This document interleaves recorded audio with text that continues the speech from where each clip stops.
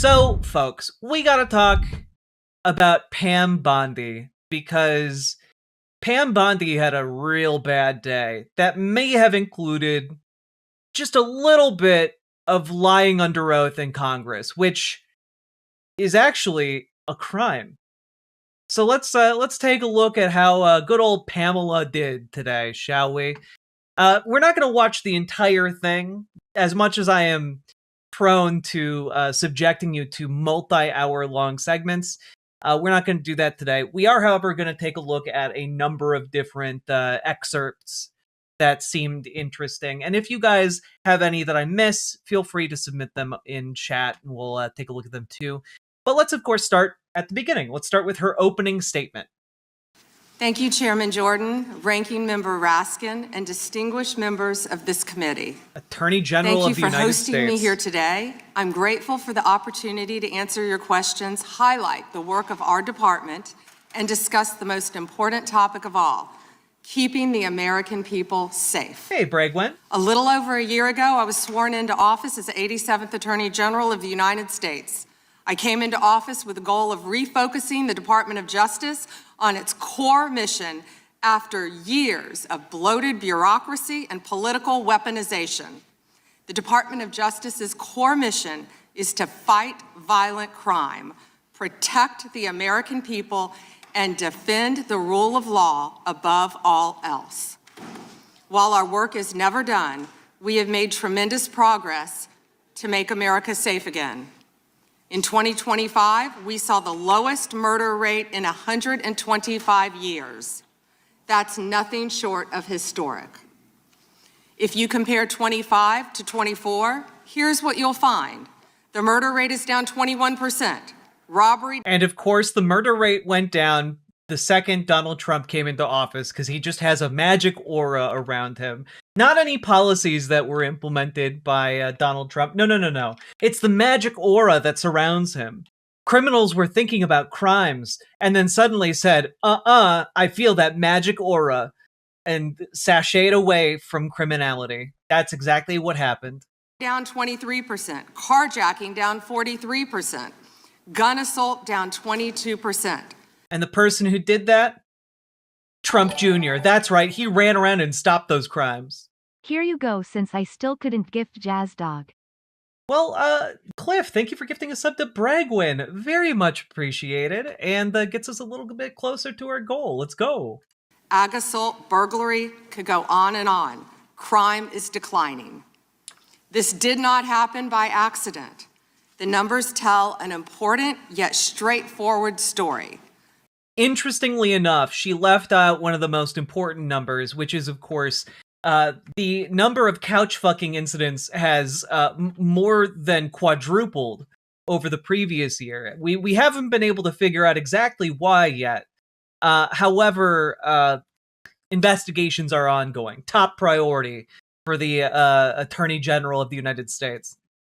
President Trump has given us the resources, the support, and the leadership to protect the American people. President Trump's policies have saved lives. I cannot think of a policy outcome more important than protecting the lives of American citizens. Can you? This trend has been especially clear in Washington, D.C. and in Memphis. These are two iconic American cities that spent years in the grip of horrific violent crime. The Department of Justice surged law enforcement resources, and the results came quickly. She talks about Donald Trump like she's a fangirl. That's because every single person in the administration has to talk about Donald Trump as if they're fangirls. You know, like, every single one of them has to talk about him like that, otherwise they will lose their job. The future of their careers is dependent on sucking up to him at all times. Has declined to one crime, but that crime is RICO. Hell yeah. Crime plummeted in both cities. And I want to make one point loud and clear. We achieved those results by working with Democratic mayors. Public safety does not have a party registration. When your constituents call 911, They don't ask for political views of the responding officer. They ask for help. I have federal agents in each and every one of your districts. They're here to help, and I am here to help. Many cities and states have worked with us and taken advantage of our federal support. Some have not. Meanwhile, a few elected officials have declared that they are, quote, at war with the federal government and encourage— No, you are at war with us. You're the one sending armed troops to our house, not the other way around. Fuck you.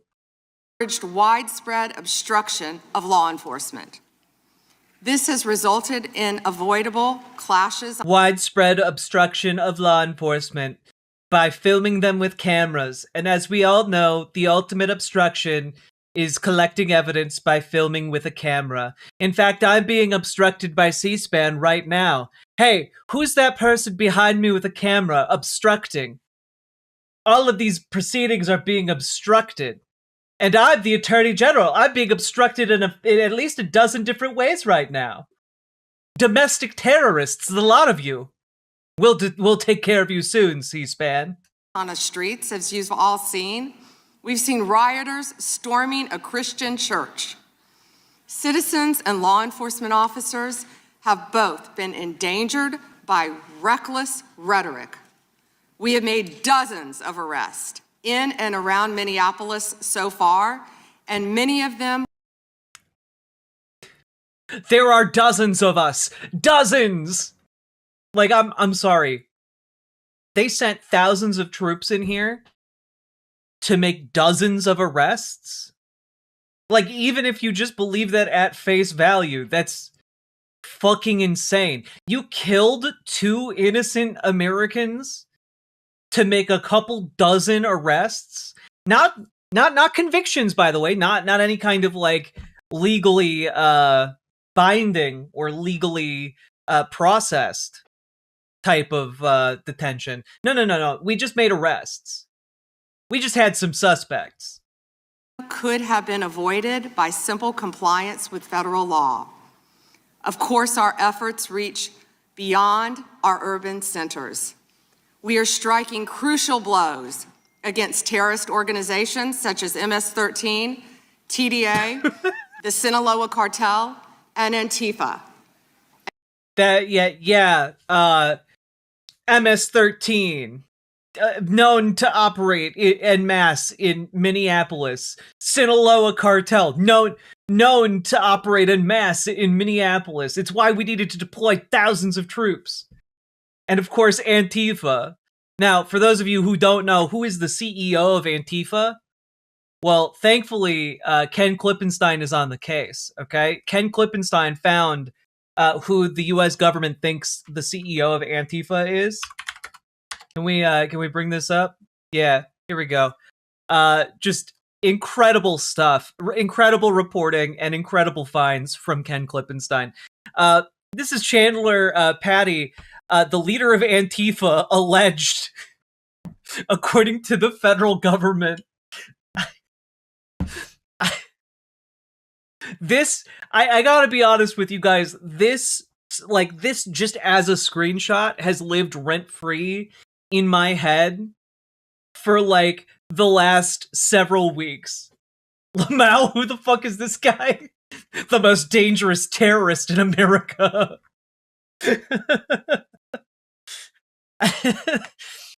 Like, genuinely, I recommend you all read this. I'll link it in chat. It's some really great reporting from Ken Klippenstein. But basically, dude 29-year-old Chandler Patty has been regularly protesting outside his local ICE facility in South Portland for months, offering up his apartment to fellow protesters to use the bathroom or wash off pepper spray, according to local news. So, yeah, he's the Antifa leader in Portland, Oregon, apparently. Because he lets people use his bathroom. The number one, if the protesters don't shit themselves, how else will we defeat them? Mastermind of the Bowling Green Massacre. Owner of the Brooklyn Bridge. Oh, Chandler, your cover's blown, man. Oh, God. Letting people use the bathroom? What a monster. Giving people water to wash off pepper spray? Unseemly.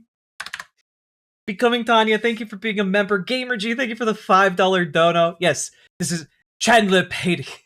Chandler Patey, the leader of Antifa, mastermind of the Bowling Green Massacre, owner of the Brooklyn Bridge, wielder of the sacred fire of Arnor. Dark fire will not avail you. Flame of Odin. All right, anyway, done with that bit. Let's keep going. And as we sit here, I think you've seen the news this morning. The news is this real and not satire? I wish I could tell you it was satire. It is unfortunately very real. Reporting that cartel drones are being shot down by our military. That's what we all should care about right now. Protecting America. And that's why we sent thousands of people to Minnesota, known hotbed for Chandler Patey's Antifa organization, where they have ready bathroom access and copious water in their 10,000 lakes with which to wash out tear gas and pepper spray from eyes, the most potent weapon used against the U.S. government. As we seek to dismantle these drug trafficking networks that poison Americans, in 2025, our DEA agents seized more than 47 million fentanyl pills and more. Can I, just real quick, average weight of a pill. Not a pillow, a pill. Okay, between 100 milligrams, let's just say between 100 milligrams and 1 gram. Let's say we'll split the difference. We'll say half a gram. All right, we'll say 500 milligrams. All right, so 47 million pills. Okay, 47 million times 0.05. So you have 2.35 million grams. Well, how many? Wait, isn't 1,000 grams? 1,000 grams? That's a kilogram. How many kilograms is that? That is 2,350 kilos, which is. I want to point out. Well, that would be a lot if you had one. Oh, okay. Freedom units. kg to pound. All right. That translates to 5,180 pounds of fentanyl. Now, just doing some basic math. How many tons? Okay. Damn it, Jack. They wanted to stop meth production, not create math production. Sake Tanuki, thank you for the 2 tier 1 subs. And also, I'm going to point out that if you convert this to tons, that is 2.6 tons of fentanyl. How many tons of cocaine imported to U.S. every year?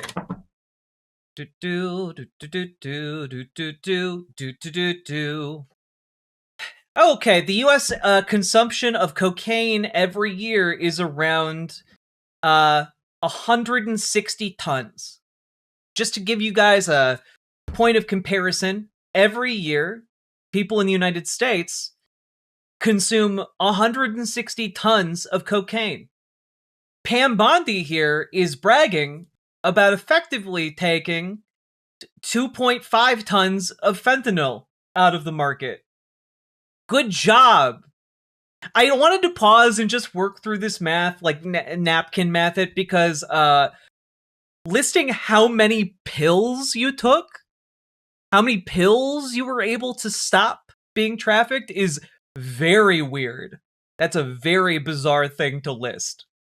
More than 9,800 total 2.5 tons? That's roughly one. Your mom of fentanyl. BWA. Hey! Got him. Kilos of fentanyl. That represents 369 million potentially deadly doses. Oh, well, 369 million potential lethal doses. Wait, we're measuring things in potential lethal doses now? Wait, we can do that? Hey, just out of curiosity, how many apples does the United States consume every year? How many tons of apples do Americans eat each year? How many pounds of apples? Let's see. Okay, Americans eat about 19.6 pounds of fresh apples annually. That's pretty interesting. How much cyanide is in an apple? How many apple seeds will kill a human? Okay, as few as 83 might cause severe poisoning. Okay. So potentially, wait a minute. How many seeds? I'm done. I'm bored of this. Anyway, we could talk. We could just be like, well, the United States exports a million potentially lethal doses of arsenic hidden inside of apples. Like, this is a stupid way to evaluate anything. That can kill Americans. Meanwhile, our attorneys are fighting for President Trump's agenda in courtrooms across this country. Yeah, Jack's search history. Oh no, ICE is going to be knocking on my door soon. This administration has been sued 600. How do you like them arsenics? 127 times. We fought through a nonstop flood of bad faith temporary restraining orders from liberal activist judges across this Bitch, you were getting slapped down by Trump-appointed judges. Shut the fuck up. Country. America has never seen this level of coordinated judicial opposition toward. It would take 16.6 apples to make 83 apple seeds. So we're talking the average American consumes a potentially lethal dose of arsenic every year. Oh shit. Oh, snap. Your search history is about to look a lot like mine. Except I'm a writer. Anyways, don't you just want to punch that look off of PJB's face? She's so annoying. Thanks for the laughs, Jack. No, because I've never wanted to wish harm on anyone that I have ever seen on this program for legal purposes. Thank you for the $10 super chat, though. It's a presidential administration. It is not only an unlawful attack on the executive branch's authority, but a serious attack on the democratic process. Mentally, I see, yes, mentally. Unprecedented judicial activism, we've attained 24 favorable rulings at the U.S. Supreme Court, their emergency docket, and even more to come. Oh, you can absolutely say that her hair looks like shit and her roots are showing. You can also talk about how, this job looks like it has actively wizened her. We've done so while ending the weaponization of the prior administration by dropping FACE Act prosecutions, exposing the Arctic frost scandal via congressional disclosure, thank you, Chairman, and that's right. Frost is illegal now in Trump's America. Restoring one tier of justice in this country. To address the Epstein files, more than 500 attorneys and reviewers spent thousands of hours painstakingly reviewing millions of pages to comply with Congress's law. We've released more than 3 million pages, including 180,000 images, all to the public, while doing our very best in the time frame allotted by the legislation to protect victims. And if you brought us a victim's name... Oh, Arctic Frost was the investigation into Donald Trump attempting to overturn the 2020 election. That, I guess, Arctic Frost was the code name of the investigation. I'm so tired. That was inadvertently released. We immediately redacted it. All members of Congress, as you know, are invited to visit DOJ to see for yourselves. Yeah, we had to violate the law in order to protect the victims. You know, the victims that we published child pornography of in the Epstein files. You know, those victims. Yeah, we had to take the extra time to protect all of them, and that's why we missed way too many sexually explicit photos of children. Oh yeah, we had to take our time investigating because otherwise, how would we have redacted all Jim of the Water people who here. did these It takes crimes? a dozen liters of water over 2 hours to kill an average person. I import 1.4 billion liters per year into the U.S. under Bondi's nose. And you know, technically, a potentially lethal dose of water might even be less than that. You know, people have been known to drown in their bathtubs. It's true. Like, there is probably an even smaller amount of water that could potentially be lethal. The land of 10,000 lakes is looking a lot more dangerous, ain't it? I want to take a moment to acknowledge the Epstein survivors who are here today. I'm a career prosecutor, and despite what the ranking member said, I have spent my entire career fighting for victims, and I will continue to do so. One thing to know throughout this entire thing is that Pam Bondi is talking in front of the Epstein victims. I will say this about Bondi, she looks good for her age. She's old enough to Levitt's mother, but they look the same age somehow. I don't think she looks Hydrogen that good. monoxide poisoning is no laughing matter. You're right. You're right, Sake Tanuki. I apologize. You know, when someone has died of dihydrogen monoxide poisoning, it truly is a crime that must be investigated. I'm deeply sorry for what any victim has been through, especially as a result of that monster.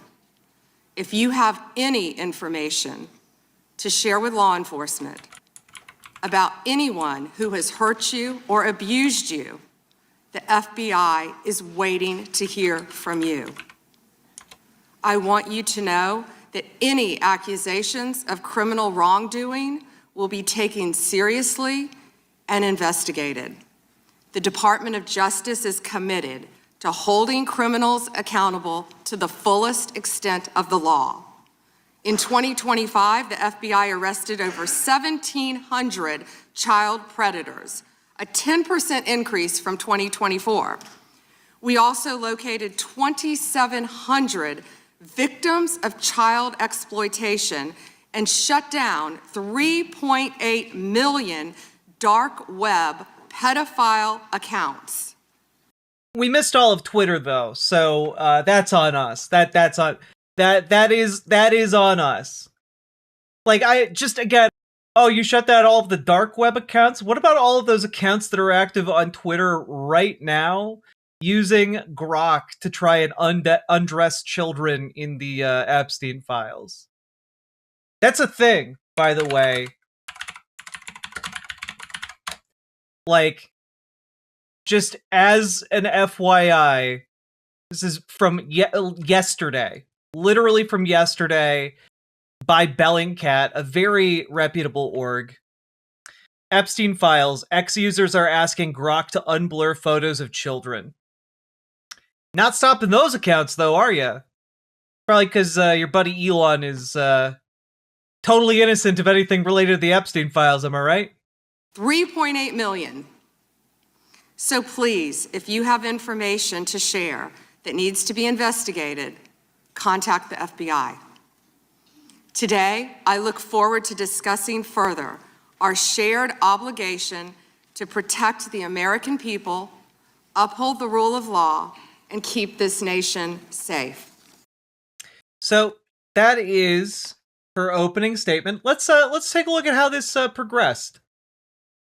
General Bondi, it's been reported that there were at one point 1,000 personnel assigned to the task of identifying and scrubbing Donald Trump's name from the Epstein files. Were those reports accurate? That is a really long time to say no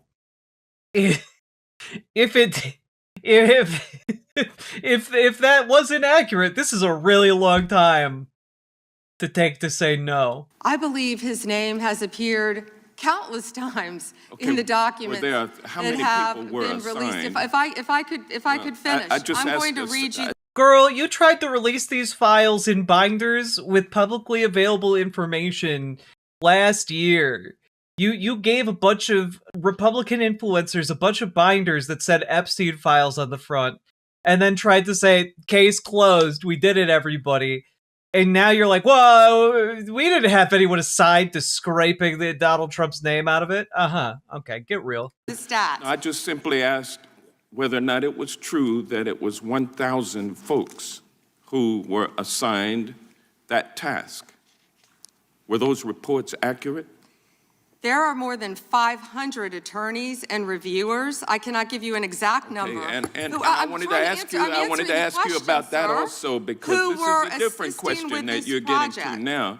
There were 500 DOJ lawyers and others assigned the task of redacting the appropriate information, including identities of the Epstein victim survivors from the Epstein files prior to their release. 500, is that correct? If I could have finished my answer, Well, there were more than I'm 500 just- attorneys and reviewers who Okay. assisted All right, okay. with the. There's multiple instances of them redacting the word don't. Yeah, there are. Because they were trying to find Don T. That answers my question, ma'am, and I'm going to move on. I'm going to move on. From General multiple Bondi, would you districts. Will be in agree? order. This Time is belongs. ridiculous. The time belongs to the gentleman from Georgia. General Bondi, would you agree that your 8 years of service as the state of Florida's Attorney General, the third largest state in the nation, served as an excellent preparation for your current role as Attorney General for the United States of America? Not only that, I was a career prosecutor for 18 years. And for 18 years. And for 18 prior years, to being for 18 He years, asked you a question and doesn't want an prosecuted- answer. This is for- theatrics. Well, no, for 18 years, you on. prosecuted serious felony cases, including drug cases, correct? Oh, I prosecuted homicides. I prosecuted capital cases. I prosecuted domestic violence cases. I prosecuted multiple cases, and that's why I feel for all of these victims. And did you ask Merrick Garland this when you were sitting before him, sir? You also prosecuted sexual assault cases and child sex trafficking cases, correct?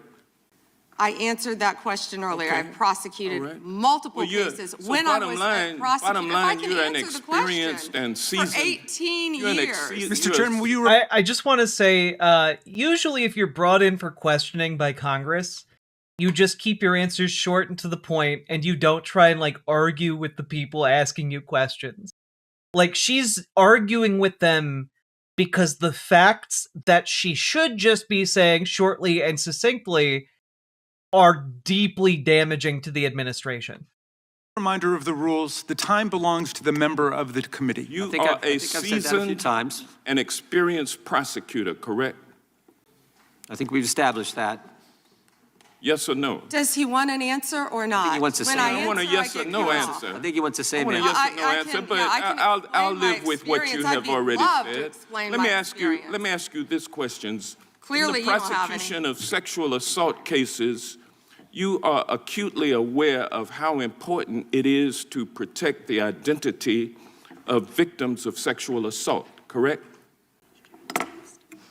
I have addressed this multiple times. I think others were cutting me off when I was trying Well, to. I just simply asked, are you aware of the fact that it's vitally important to protect the identity of sexual assault victims as you prosecute the people they accuse of assaulting them?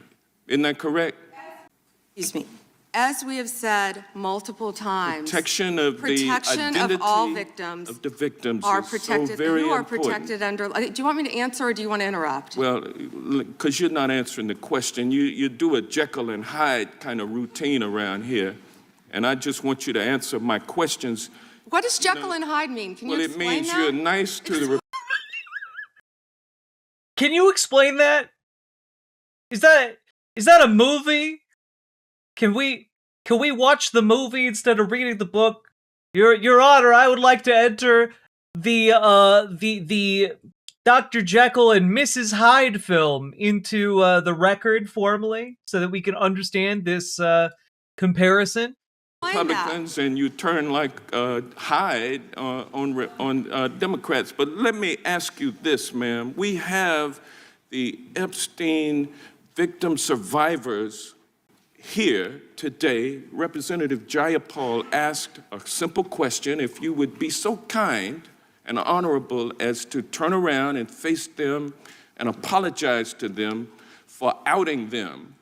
I mean, how many lives have been derailed because your department was either sloppy and incompetent or willfully trying to intimidate and punish these ladies for coming forward? Ooh. Yeah, so she did not want to address the Epstein victims who were in the room watching that. They brought the Epstein victims into the room so that they watched everything she said. She is telling him his time is up? Yeah, because she's just running down the clock. Running down the clock. Have you seen Dr. Jekyll and Sister Hyde? I have. It is funnish. I would describe it as that. All right. Welcome, Attorney General. This gets particularly spicy, I've been told. Let's check it out. Bondi, you've got the best lawyer's job in America because your mission is justice and your clients are the American people. But to promote justice for the people, you've got to listen to the victims, like the women seated behind you today. Those are just some of the hundreds of survivors of Jeffrey Epstein's global sex trafficking ring who are demanding that the truth be told and are demanding accountability for the abusers who trafficked and raped them. You still haven't met with these survivors. So with their permission, let me introduce to you the survivors and late survivors' family members who are present today. There's Teresa Helm, there's Jess Michaels, Laura Bloom McGee, Danny Bensky, Liz Stein, Marina Lacerda, Sky and Amanda Roberts, who are the family of the late Virginia Giuffre, Charlene Richard, and Lisa Phillips. Now, you're not showing a lot of interest in the victims, Madam Attorney General, whether it's Epstein's human trafficking ring or the homicidal governmental violence against citizens in Minneapolis. As Attorney General, you're siding with the perpetrators and you're ignoring the victims. That will be your legacy unless you act quickly to change course. You're running a massive Epstein cover-up right out of the Department of Justice. You've been ordered by subpoena and by Congress to turn over 6 million documents, photographs, and videos in the Epstein files, but you've turned over only 3 million. You say you're not turning over the other 3 million because they're somehow duplicative, but we know that there are actual memos of victim statements in there, and you also took down the Department of Justice's prosecution memo from 2019. So it's clearly not all duplicative, but even if it were, why not release it? Just release all the duplicative stuff. In the half you did produce, you redacted the names of abusers, enablers, accomplices, and co-conspirators, apparently to spare them embarrassment and disgrace, which is the exact opposite of what the law ordered you to do. Even worse, you shockingly failed to redact many of the victims' names, which is what you were ordered to do by Congress. Some of the victims had come forward publicly, but many had not. Many had kept their torment private, even from family and friends, but you published their names. I gotta be honest with you. Like, Jamie Raskin is keeping it real here. Who's the woman? That's the Attorney General of the United States, who published a bunch of unredacted images of child sex abuse material with the Epstein files that have been released so far, and who released unredacted names of women who were sexually abused and trafficked by Jeffrey Epstein and his rich and powerful friends. who were previously unknown to the public and who wanted to remain that way. And additionally, like, she's been, like, that it seems to be that the Justice Department under Pam Bondi has spent the majority of their time redacting the names of the rich and powerful people who were the ones abusing the children and the girls who and women who were being trafficked. Because again, you could also sex traffic adults, which appears to have happened in this sex trafficking ring as well.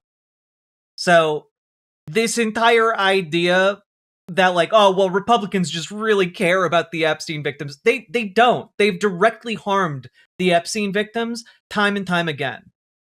And Democrats are far too late to the party on this one, but, like, they're not the ones who outed Epstein victims to the world and put them at risk. Democrats aren't the ones who failed to redact child sex abuse material from these documents and published them on a government website. No, that was Republicans. That was Pam Bondi. Their identities, their images on thousands of pages for the world to see. So you ignored the law, and even with over 100,000 employees at your disposal, you acted with some mixture of staggering incompetence, cold indifference, and jaded cruelty towards more than 1,000 victims raped, abused, and trafficked. This performance screams cover-up. Convicted sex trafficker and groomer Ghislaine Maxwell opened the gates of hell to Virginia Giuffre and hundreds of other victims, as Virginia recorded in her remarkable book, Nobody's Girl. But when Maxwell was subpoenaed to come testify before Congress, you and Todd Blanche quickly moved her from a higher security prison to a minimum security camp in Texas, where she's enjoyed 5-star treatment, including catered meals, private gym time, and access to a therapy puppy. All because Todd Blanche, who's utterly failed to investigate the monstrous crimes of Epstein and Maxwell's co-conspirators, spent 9 hours with Maxwell and satisfied himself that she would have nothing untoward to say about Donald Trump, which is your only real interest in the matter, based on institutional performance. But abandoning victims and coddling perpetrators is what you do best. When the FBI opened a criminal investigation into the brutal killing in Minneapolis of Renee Good, a poet and 37-year-old mother of 3, by Trump's masked paramilitary ICE agents, you shut it down.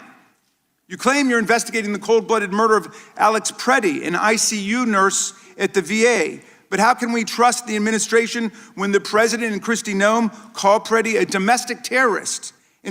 I, for one, really appreciate Raskin bringing this up. As somebody who lives in Minneapolis, as somebody who lives blocks away from where these people were killed, were executed by agents of the state, I appreciate him bringing that up.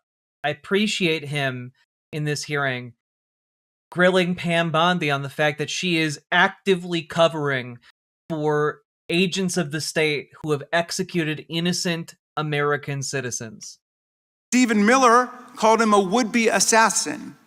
Not only do you refuse to share evidence with the state and local investigators and prosecutors in Minnesota, you have blocked their access to the crime scene and the evidence.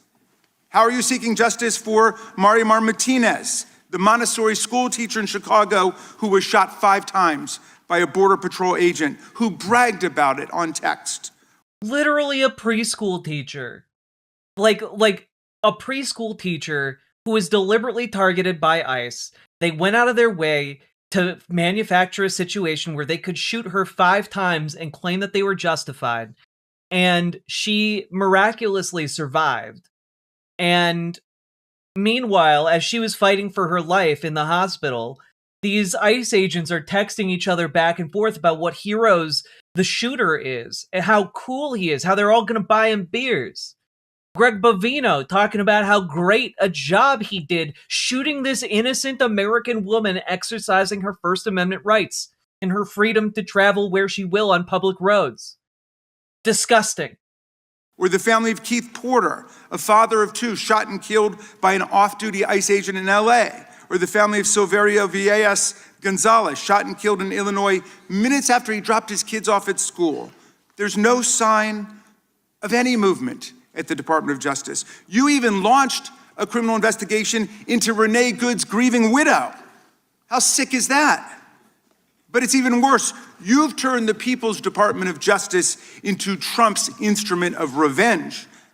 Trump orders up prosecutions like pizza, and you deliver every time. He tells you to go after James Comey, Letitia James, Lisa Cook, and Jerome Powell, the head of the Federal Reserve Board, and members of Congress like Adam Schiff, Mark Kelly, Alyssa Slotkin, Chrissy Houlihan, Jason Crow, Chris Deluzio, and Maggie Goodlander, to name a few, and you snap to it. You replace real prosecutors with counterfeit stooges who robotically do the president's bidding. Nothing in American history comes close to this complete corruption of the justice function and contamination of federal law enforcement. And the good news is many serious lawyers at DOJ, including some of your own original appointees, have refused your lawless orders.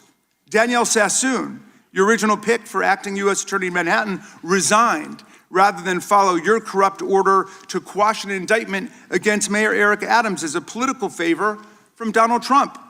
A Federalist Society member who clerked for Justice Scalia, U.S. Attorney Sassoon refused to participate in this blatantly corrupt scheme.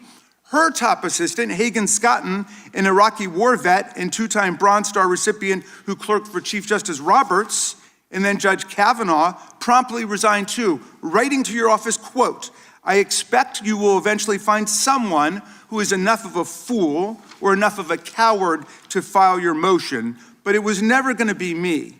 You and the president nominated Eric Siebert, a 15-year career prosecutor, to be your U.S. attorney for the Eastern District of Virginia.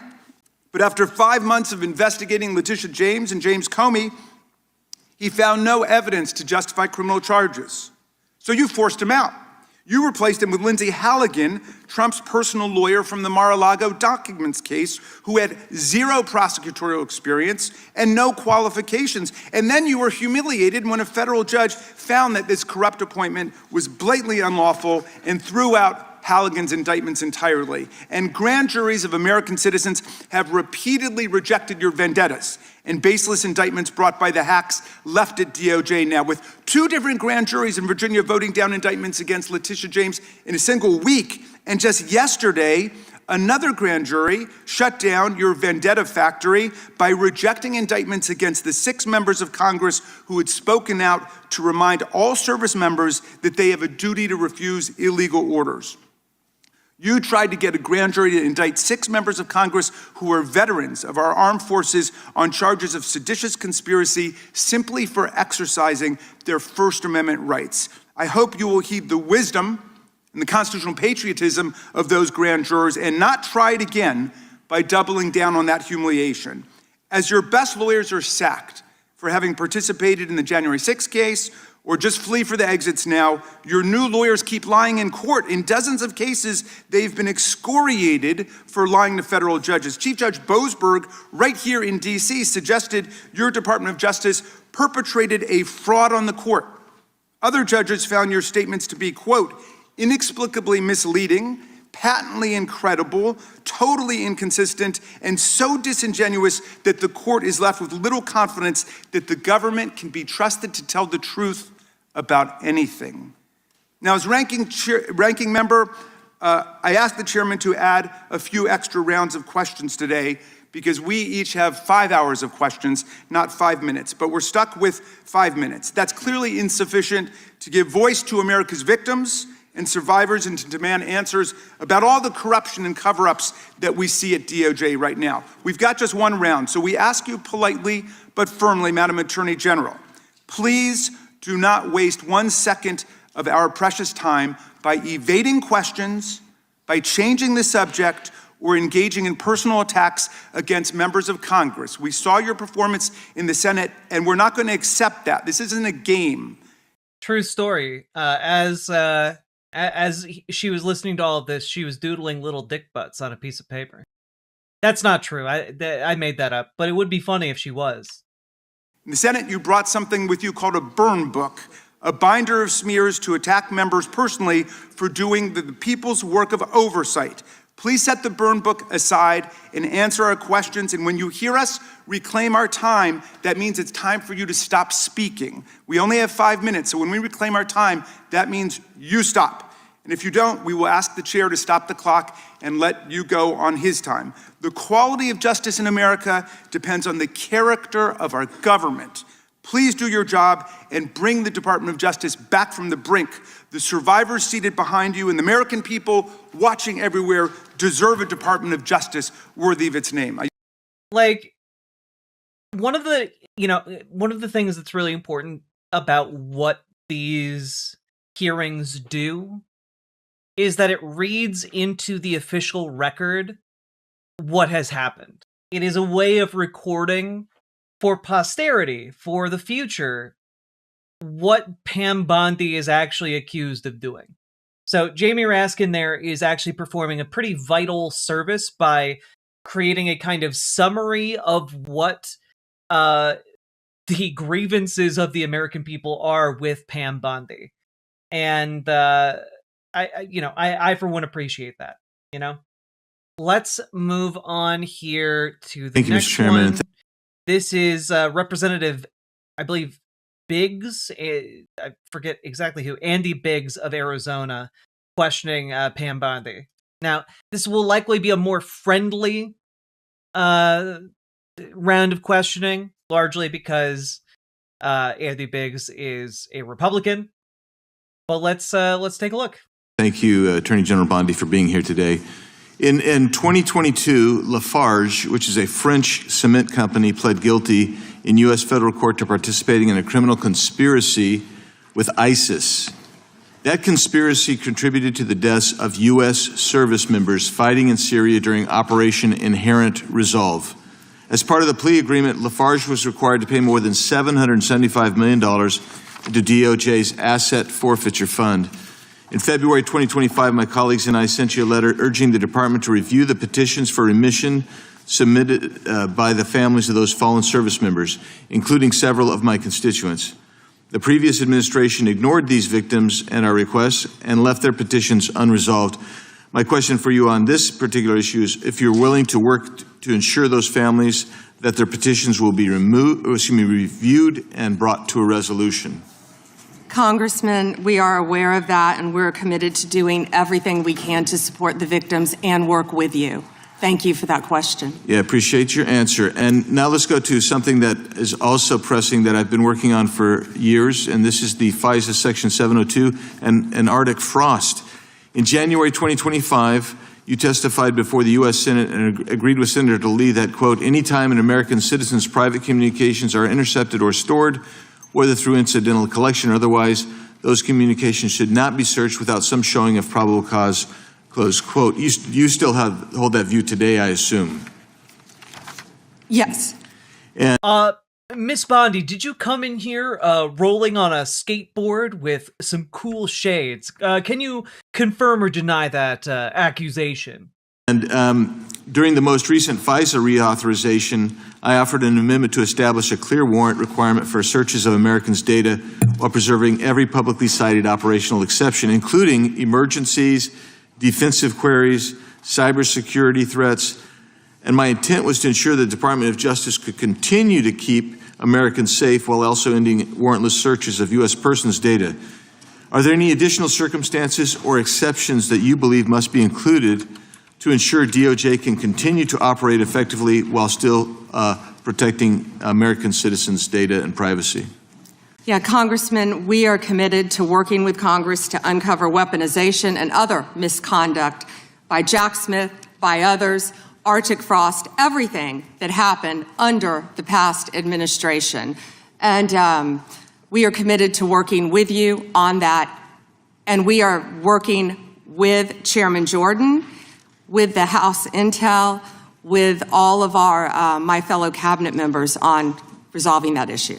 Well, thank you. And I'm glad you brought up Arctic frost because Section 702 was used in the Arctic frost investigation. It was. And information derived was used by Special Counsel Jack Smith. And my question has always been, and no one's been able to answer this, is what was the legal predicate for using a foreign intelligence authority in the Arctic frost investigation. Have you been able to ascertain any legal predicate? Congressman, what I can tell you today is that has been referred to my office. I can't discuss anything regarding that because it is very active and ongoing. And you probably can't answer this one either, but I really want to know if Section 7... You probably can't answer this one either. Refer to the next question down below on the list. Your answer will be written out in full there, but you probably can't answer this question. Two queries related to that matter involved members of Congress, which we know at some level it did, congressional staff, which we know at some level did. We've heard that journalists or other U.S. persons not suspecting of acting as foreign agents were also caught up in that. Can you answer that question and say whether queries did cover all those groups I just identified? It is a very active pending investigation within my office. However, I believe many members of Congress have stated that their phones were part of Arctic frost. We are well aware of that, and we are taking this very seriously, and this is a very active investigation. And I would keep going and say, if any member of the Democrat Party, if any of them, if that had happened to them, we would take that just as serious as we do. And they should be jumping up and down, screaming, supporting you and what you want to do. Because this should be a yes, we would take this very seriously if this happened to a Democrat. Yeah, sure you would. You literally are covering up the executions of 2 people who lived in my community. Boy, yeah, you would take it very, very seriously if a Democrat was implicated. Okay. bipartisan issue. Well, I hope it is a bipartisan issue. You know, I'll just leave with these last couple of questions, which I'm sure fall into the same investigation privilege.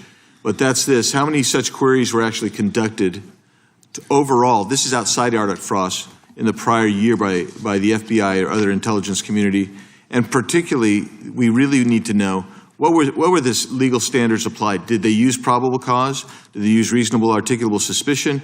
Or did they have no individualized suspicion and just were gathering up information? And that's beyond the investigation regarding Arctic frost.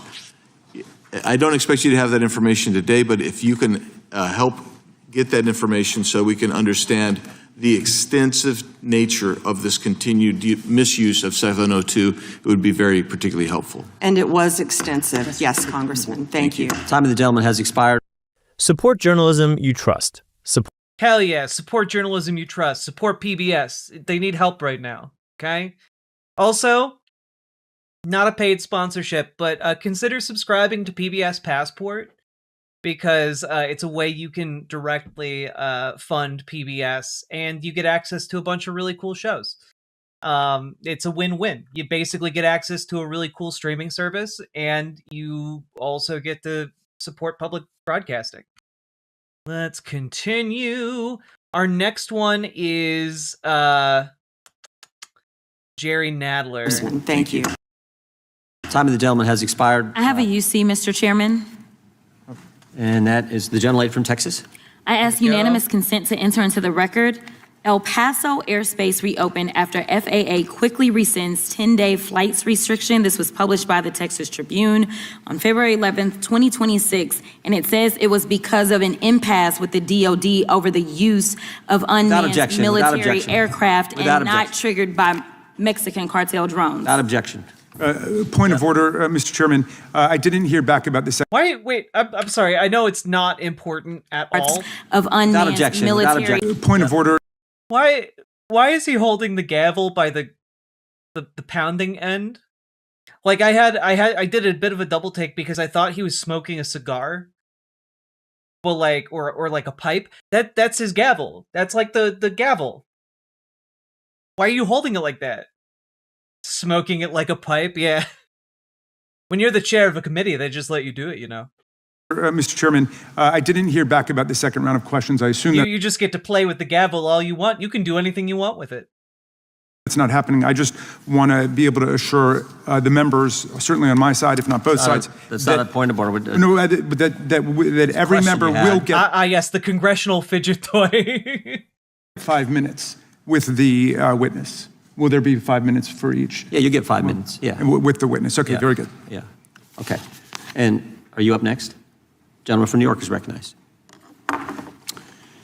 Mr. Chairman, I want to begin by acknowledging the survivors of Jeffrey Epstein's horrific abuse who are in the room with us today. I want to thank all of you for your bravery in speaking out. And I want to say that you and the other survivors of these heinous crimes deserve better from this Department of Justice.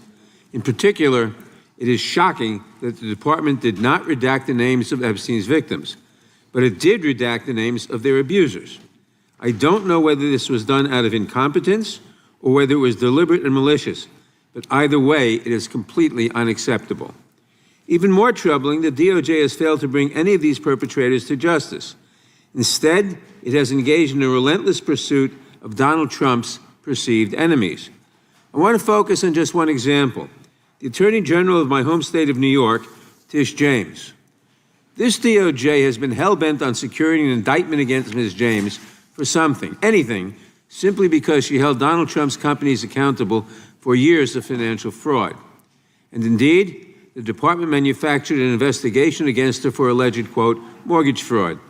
But the U.S. attorney leading the investigation, Eric Siebert, a Trump appointee, refused to bring charges against Ms. James because there was simply no evidence. Unfortunately, a prosecutor who refuses to do Trump's bidding has no place in this DOJ, so Mr. Siebert was forced out.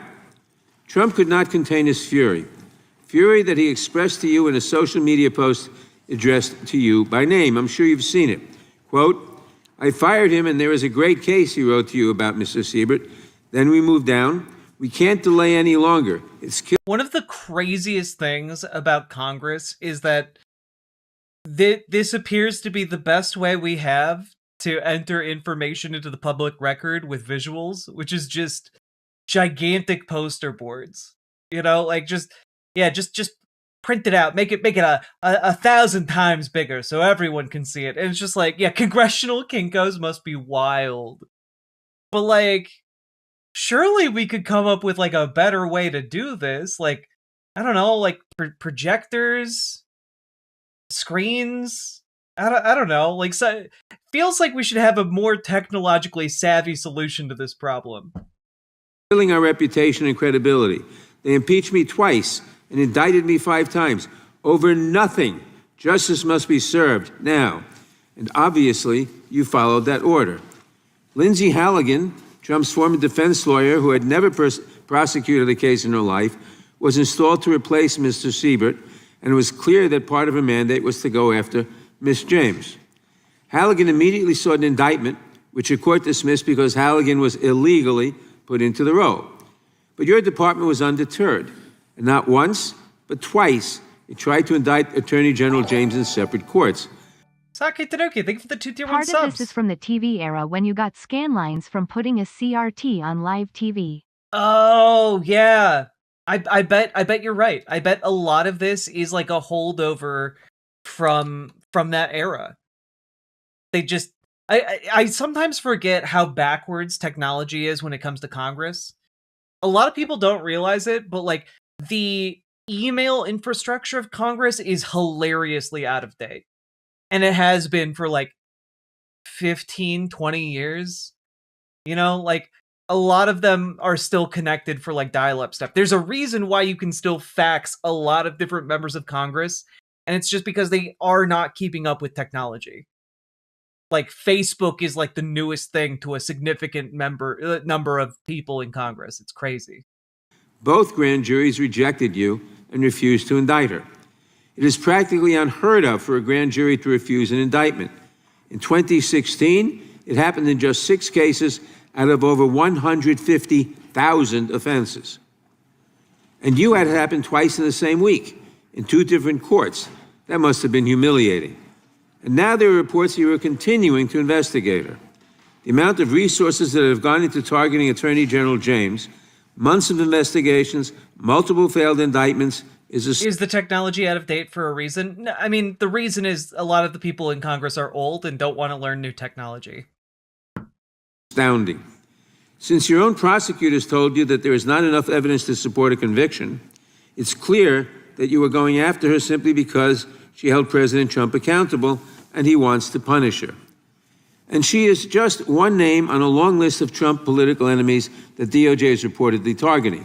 From Jerome Powell and Lisa Cook at the Federal Reserve to James Comey, numerous Democratic members of Congress, John Brennan, Jack Smith, Democratic officials in Minnesota, Chris Krebs, Miles Taylors, and more.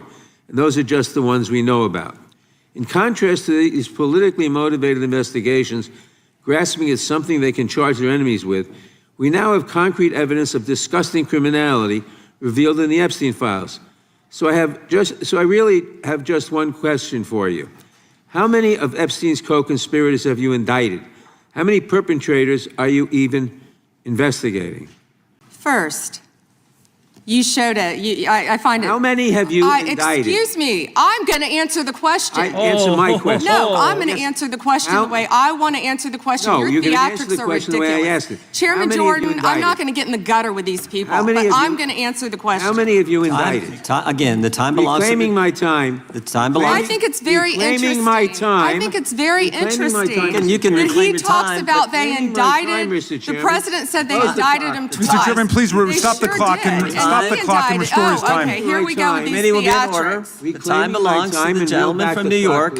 We will give you a few more seconds. We will do that. But when you ask a question, he's like pointing. He's just using it to point. God. witness gets to answer. You may not like the answer, but she gets to The answer. question was, how many of Epstein's... They don't like the answer, Chairman, Reclaiming my time. because it's honest. Reclaiming So my- he asked a Reclaiming my 4-minute time. question. Restore 45 and seconds to I am Mr. Nadler, going please, to Mr. Chairman. Answer. You can let her filibuster all day long, but not on our watch. Reclaiming- Not on our time. No way. Reclaiming- And I told you about that, Attorney General, before you started. You don't tell me Yeah, I anything, did tell you because we washed saw up what you did in the loser Senate. Lawyer, not even a lawyer. Committee will be in order. Time, and I should get back at least 45 seconds. We will give you a few more. The way Jim Jordan smirks when, I'm sure he's got a lot on his plate right now, and he needs something to distract him, considering a documentary just came out that heavily implicates him in complicity with the sexual abuse of wrestlers at a school he used to work at. He's got to distract himself somehow. Seconds. I Not a said that few more, already. 45 seconds. Okay, I'm timing right now, Mr. Nadler. Go. All Reclaiming right. my time. The answer to my question, how many of Epstein's co-conspirators has she indicted, is 0. You have been the Attorney General for a whole year. You look like your dad. I genuinely look nothing like my dad. Nice try, though. That would hurt my feelings if it were true. And your DOJ fired the lead prosecutor of this case, sat on evidence this entire time, and claimed falsely last July that there were no more leads. It took an act of Congress for you to finally release part of the Epstein files, and when you did, you included personal information about the victims while protecting the names of abusers. Time of the gentleman None has of the perpetrators have expired. been brought to justice, but enormous resources Time have been of the dedicated to gentleman has pursuing Trump's expired, enemies. and It's obviously clear there that was- under your leadership, the Department of Justice There was no longer no works for question American in there people. It works for her to for Donald respond to. Trump. I yield back. The gentleman yields back. May I answer? I think our next questioner, Madam Attorney General, is going to give you time to respond to Thank you, Chairman. all kinds of things. So we will turn to the gentleman from Texas for 5 minutes. Ms. Bondi, you go right ahead. I'm over here. The time is yours. Thank you. First, he brought up the president saying they indicted me twice. They sure did. They tried to impeach him twice. And you, Mr. Nadler, were one of the leads on the impeachment. I was on the other side. I lived that with you. During impeachment, you said the president conspired, sought foreign interference in the 2016 election. Robert Mueller found no evidence, none, of foreign interference in 2016. That's not at all true. Pam Bondi is a genuine clown, and she should be, by the way, tried and convicted for perjury. Just as an FYI. Have you apologized? Like, it's a pretty simple question to ask. Like, how many of the Epstein perpetrators have you brought a case against? Like, that's not a difficult question.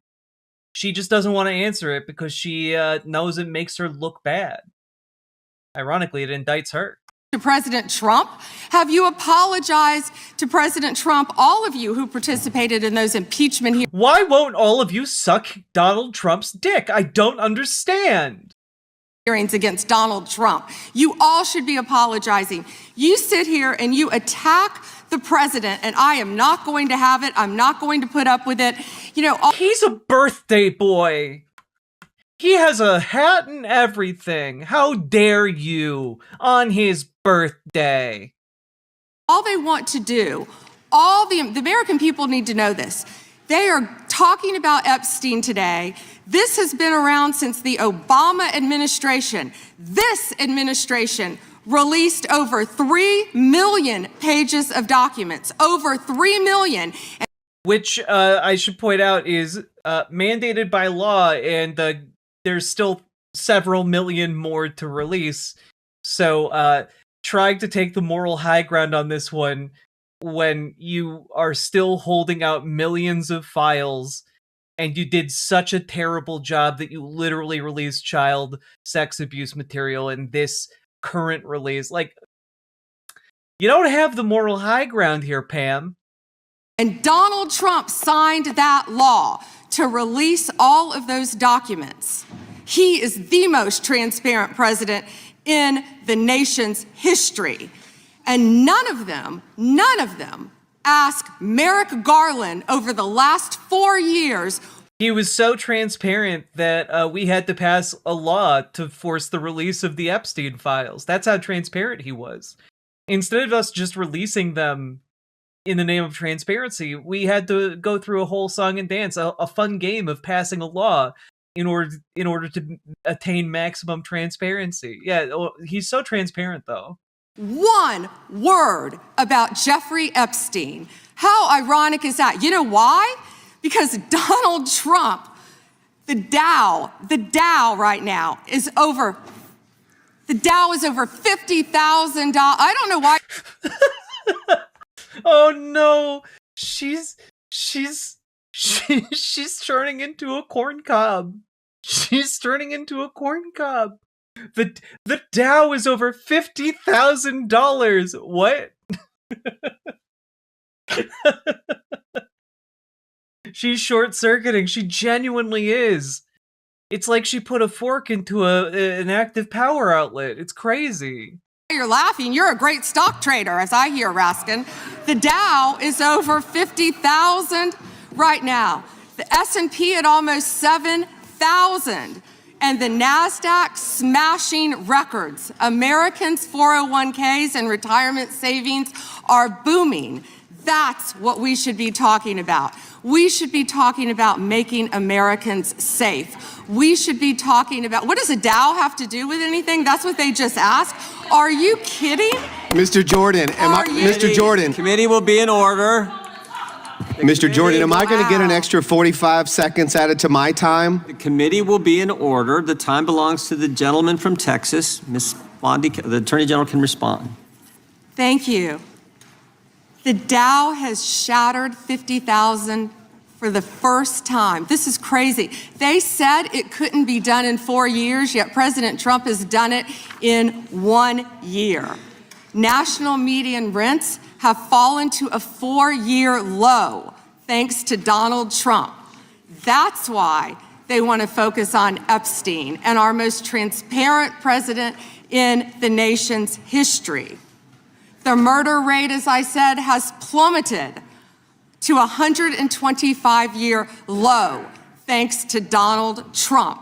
For an unprecedented 9 straight months, there were 0 illegal border crossings at the southern border. I don't know. I feel like I have a sound clip to play right here. Up yours, woke moralists. We'll see who cancels who. There we go. Nailed it. I feel like I'm taking crazy pills. I also feel like I'm taking crazy pills. Guys, I feel like I'm taking crazy pills. guys, maybe the crazy pills are some of those 47 million fentanyl pills that were seized at the border. She's dosing us. All right. That's what we should be focused on. All the great work that this president has done and will continue to do to keep America safe and to make Americans safe. Thank you, Attorney General Bondi. I agree with you totally. I think you've done a fine job. I think that Democrats, in fact, should be apologizing to the Epstein victims for doing nothing during the 4 years that they were running the government. We did not. And hey, you know what? That's a good point. That is a good point. I think that's a good point. Democrats should apologize for not acting on the copious amount of Epstein-related material. It was driven by fear. It was cowardly. And elected Democrats should apologize for their reticence on engaging on this issue. They should have been on top of this the entire time. Hear about this, and it took you and President. I insist you use this. What is this? No. That's pretty good. That's pretty good. President Trump to finally provide transparency and give answers to the American people, and I want to thank you for that. I want to thank you also for standing up for truth today and for fighting back against the theatrics and the time waste that you will endure over the next hour or two. I want to apologize on behalf of my colleagues on the left. They're not all that bad, but they've got to put on a show. And I'm sorry that you have to go through that. And I would like to yield the last, I'd say 40, and 40 is 80 seconds. The clock says 40, but I've got 80 seconds since I was so rudely interrupted, and I'll give all 80 seconds to Chairman Jordan. And I would just yield to the Attorney General if she has anything to add. What a bunch of snakes, man. Here, let's take a look at Thomas Massie doing the questioning. This should be interesting because Thomas Massie is a Republican, but he's also one of the guys who was instrumental in getting the Epstein files released. So I for one, am interested to see where this goes. He's also one of the few Republicans in Congress who is not actively sucking Donald Trump's dick. He's still a bad guy, but he's not actively sucking Donald Trump's dick.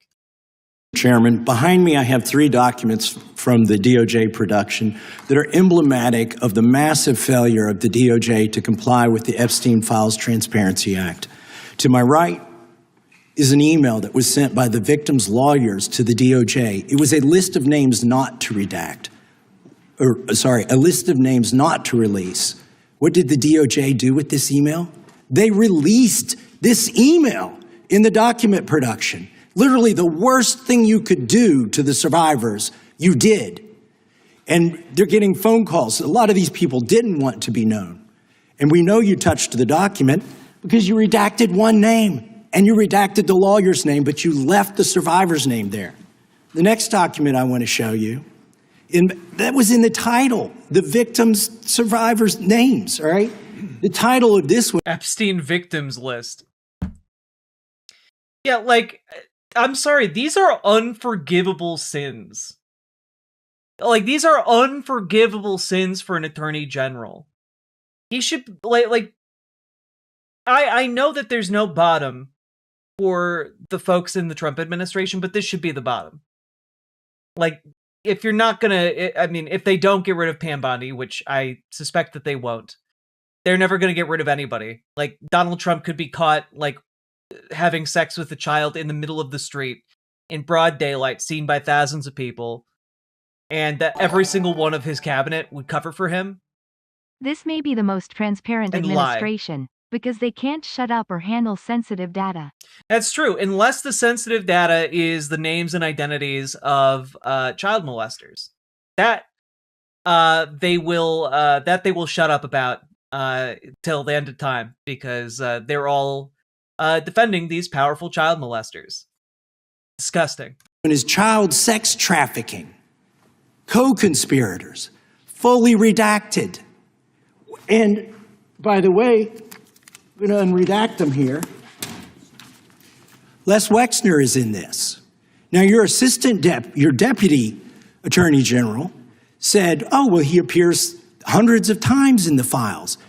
But he doesn't appear in this file until I forced you to release it, where he's listed as a co-conspirator, not to tax evasion, but to child sex trafficking, not to prostitution, not to money laundering, child sex trafficking. God. If Trump is transparent, then I'm Green Lantern.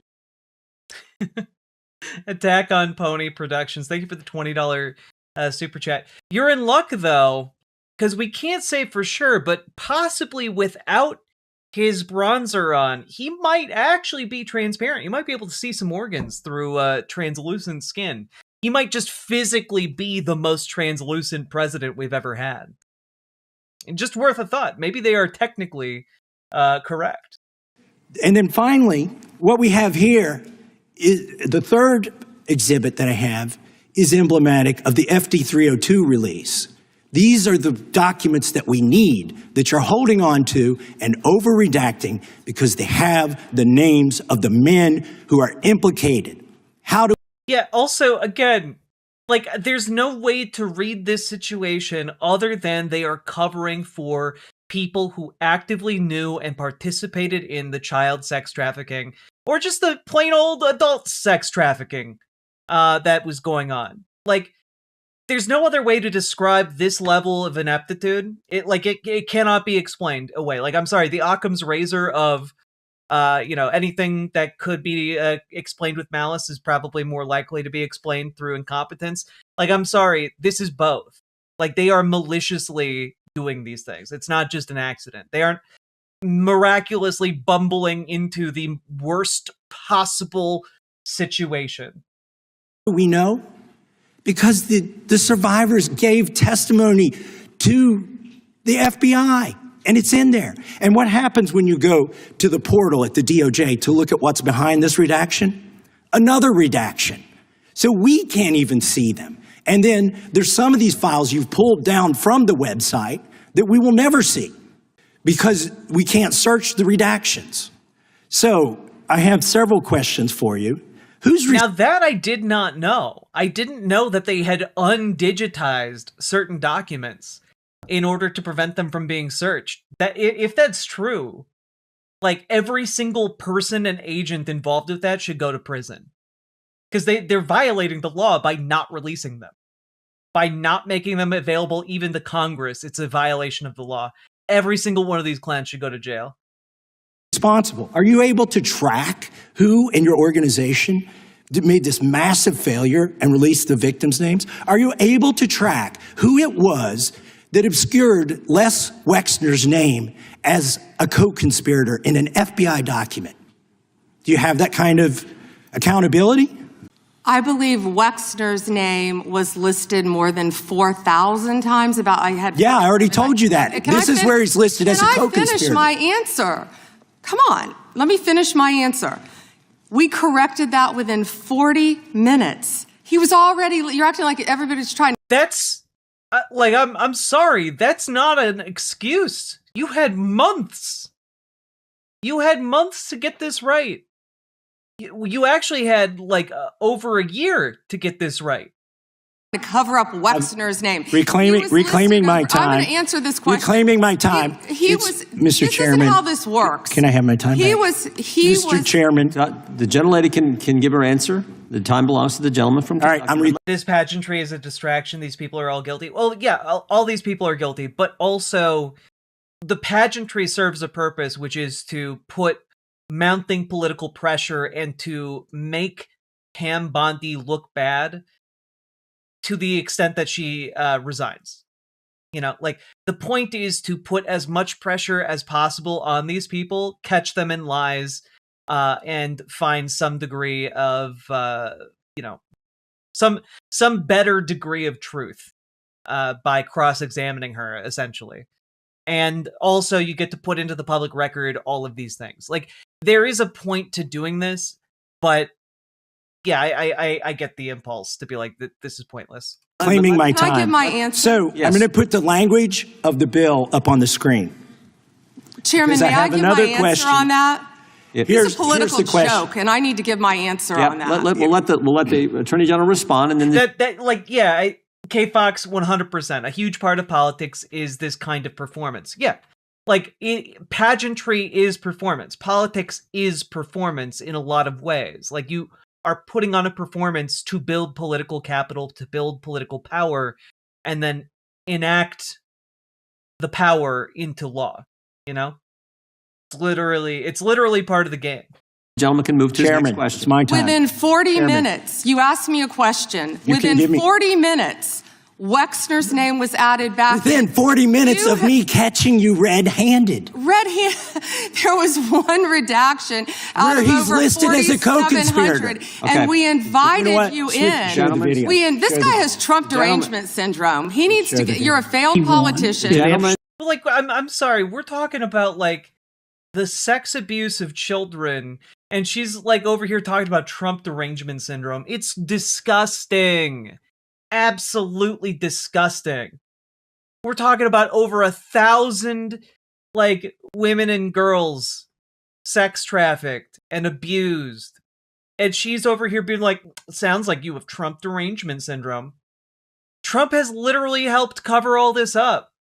You should be deranged. If you have a working human heart, a working human mind, you should be a bit deranged about Donald Trump and the magnitude of the evil he has done in just this avenue. I want you to watch the video. Chairman, please restore his time and remind the witness of the rules here. There is no credible information. None. If there were, I would bring the case yesterday that he trafficked to other individuals. Is that your position as well? My position is any victim who That was a good clip from Kash Patel to play right then. comes forward, of course, we would love to hear from them. 1-800-CALL-FBI. Did you ask Merrick Garland that the last 4 years? Did you talk about Epstein? I'm reclaiming my time. She needs to STFU. She's complaining too much about being caught defending a PDF file. Oh yeah, like, so much of what she's doing is just simply going, you caught me being inconvenient. You're making me look bad. What will Donald Trump think? I have to cover for my boss. Oh, geez. Like, it's panic. Like, she is feigning anger in order to cover panic.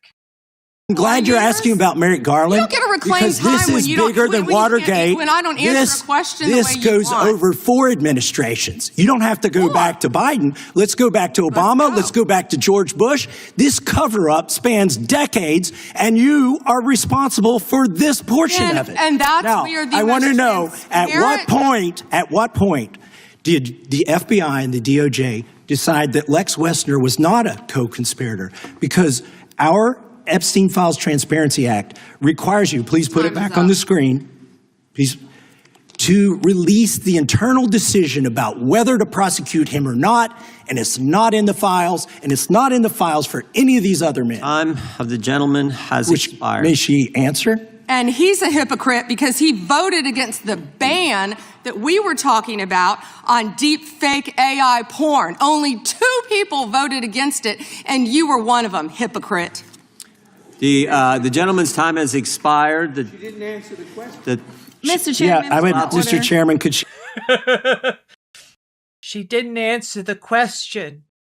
Members of Congress are, People are aroused. I haven't seen people so aroused in a very, very long time. Answer the question. Chairman, I was wondering. The gentlelady's allowed, the Attorney General's allowed to respond the way she wants to respond to any member's questions, Republican, Democrat. All right, I have unanimous consent request. Gentleman's recognized for a UC. All right. This is an example. I'm submitting these 302 forms that are entirely redacted, even when you go to look at them. Without objection. I'm submitting a witness statement that implicates Les Wexner. Without objection. I'm submitting an article from the New York Times that the DOJ released nude photos and identifiable pictures of the victims. I'm submitting a letter from A.G. Bondi to Kash Patel. Trump did not turn Epstein in, actually. Worth noting, Donald Trump didn't kick Epstein from Mar-a-Lago until over a year after Jeffrey Epstein was beginning to be publicly investigated for being a pedophile. Donald Trump called the local sheriff a year before kicking Epstein out of his club, talking about how everyone knows Jeffrey Epstein is a monster. Everyone knows Ghislaine Maxwell is evil. And it's so good, finally, someone's getting on that Jeffrey Epstein. He let that man continue to come to his club for another year. The idea that Donald Trump turned him in, get the fuck out of here. Imploring him to quit keeping the files when you found out that they were keeping files from you, because they're still redacting files. Chairman, are we going to recess for votes? Yes, we are. I'm submitting for unanimous consent a document of 17 individuals who've resigned because of the Epstein files. Without objection. Support journalism you trust. Support PBS News. Gotta love PBS News. Thank you, PBS. Doing good work. Let's take a look at this next one, which should be pretty good. This is Ted Lieu's segment, as far as I can tell. I have a UC. Let's take a look. We're almost through the clips I wanted to take a look at today, but not all of them quite yet. We've got this one. We've got 3 more after that. So let's take a look. Get ready to watch a grillin' while you're chilling. I have a UC. Ms. Crockett from Texas is recognized for UC. Thank you so much. Donald Trump's approval rating implodes on his strongest issue. This is from Newsweek today.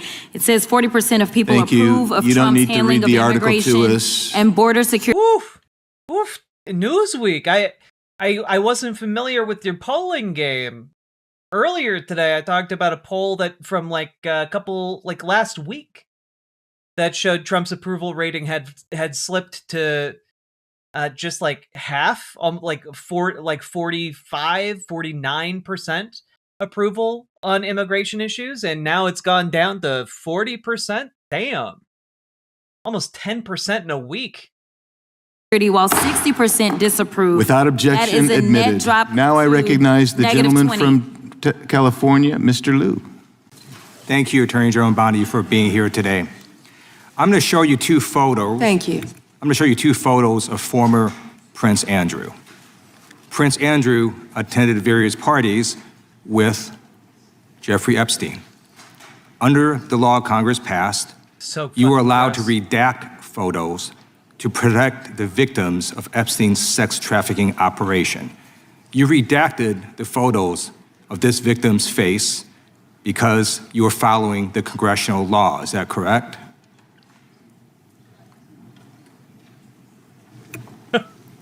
I'm sorry that we redacted the victim's Because you were following the That's a very long time to consider your answer. congressional law, correct? Yes. Okay. You have now established that please put the photos back up, that we are looking at a sex trafficking victim. Under the Federal Victims Trafficking Protection Act, not only is Jeffrey Epstein guilty, but anyone who patronizes Epstein's sex operation is also guilty of a crime. That's why I find it absolutely despicable that you sought to protect Epstein's clients, like former Prince Andrew. Last July, you closed the case on Epstein's abusers. The July 2025 memo from your Department of Justice stated, quote, "We did not uncover evidence that could predicate an investigation against uncharged third parties."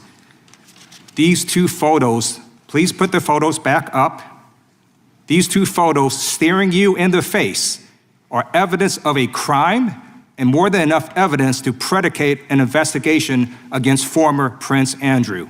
So I ask you, Attorney General Pam Bondi, why did you shut down this investigation last July, and why have you not prosecuted former Prince Andrew? I don't believe you asked Merrick Garland these questions when he was... You're the Attorney General right now.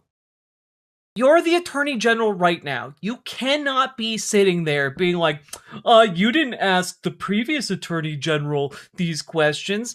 Like, I'm sorry. He's not the attorney general right now. Things that happened in the past, yeah, they might have been bad. They might have been wrong. Democrats might have failed back in the past. Not right now. You're the one failing right now. So answer for what you're doing. Don't try and deflect on what other people are doing. God damn. Attorney General and set before I agree with you. You twice. I'm reclaiming my time. And hey, yeah, if Bill Clinton was a regular at the pedo island and was patronizing these parties where Jeffrey Epstein was, putting his sex trafficking operation on display, regardless of whether or not Bill Clinton actually had sex with any of these women or girls, being there and being a part of that entire system is a crime. That's what Ted Lieu is pointing out here, which is incredibly well pointed out. It's an incredibly good argument to make here. And if that means that if that means Bill Clinton is going to go to jail, good. He should. I agree with you. During the Biden administration, I called for people looking at Epstein files. Merrick Garland dropped the ball, as did Attorney General Bill Barr, as did Alex Acosta, a whole string of failures. But you are in charge. You have the power to change things, to hold these men accountable, and you're doing the opposite. You're protecting them. So I want to move on to another man. Can I answer Donald that, Trump. though? I want to move on to another Can I answer your question about protecting You answered the question. You're saying no. I love this. I want to discuss another man, Donald Trump, who is all over the Epstein files. Like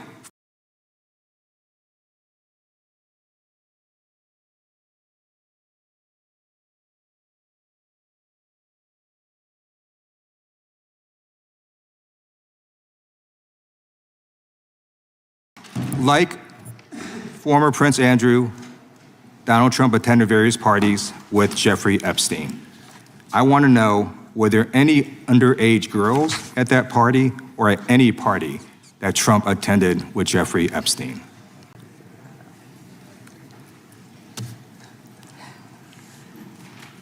This is so ridiculous. Now, I want to point out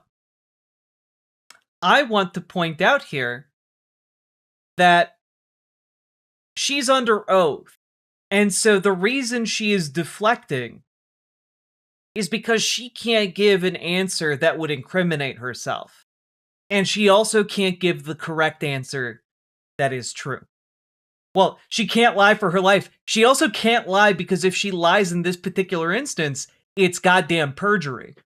And that they are trying to deflect from all the great things Donald Trump has done. There is no evidence that Donald Trump has committed a crime. Everyone knows that. This has been the most transparent presidency. He's the one that asked that those files I'm reclaiming my time. be released. I got your answer. You said there's no evidence. President Trump asked Mr. Chairman, please stop the clock. Sign the legislation.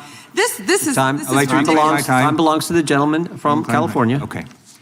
I'm going to put up another document from a witness who called the FBI's National Threat Operations Center because I believe you just lied under oath.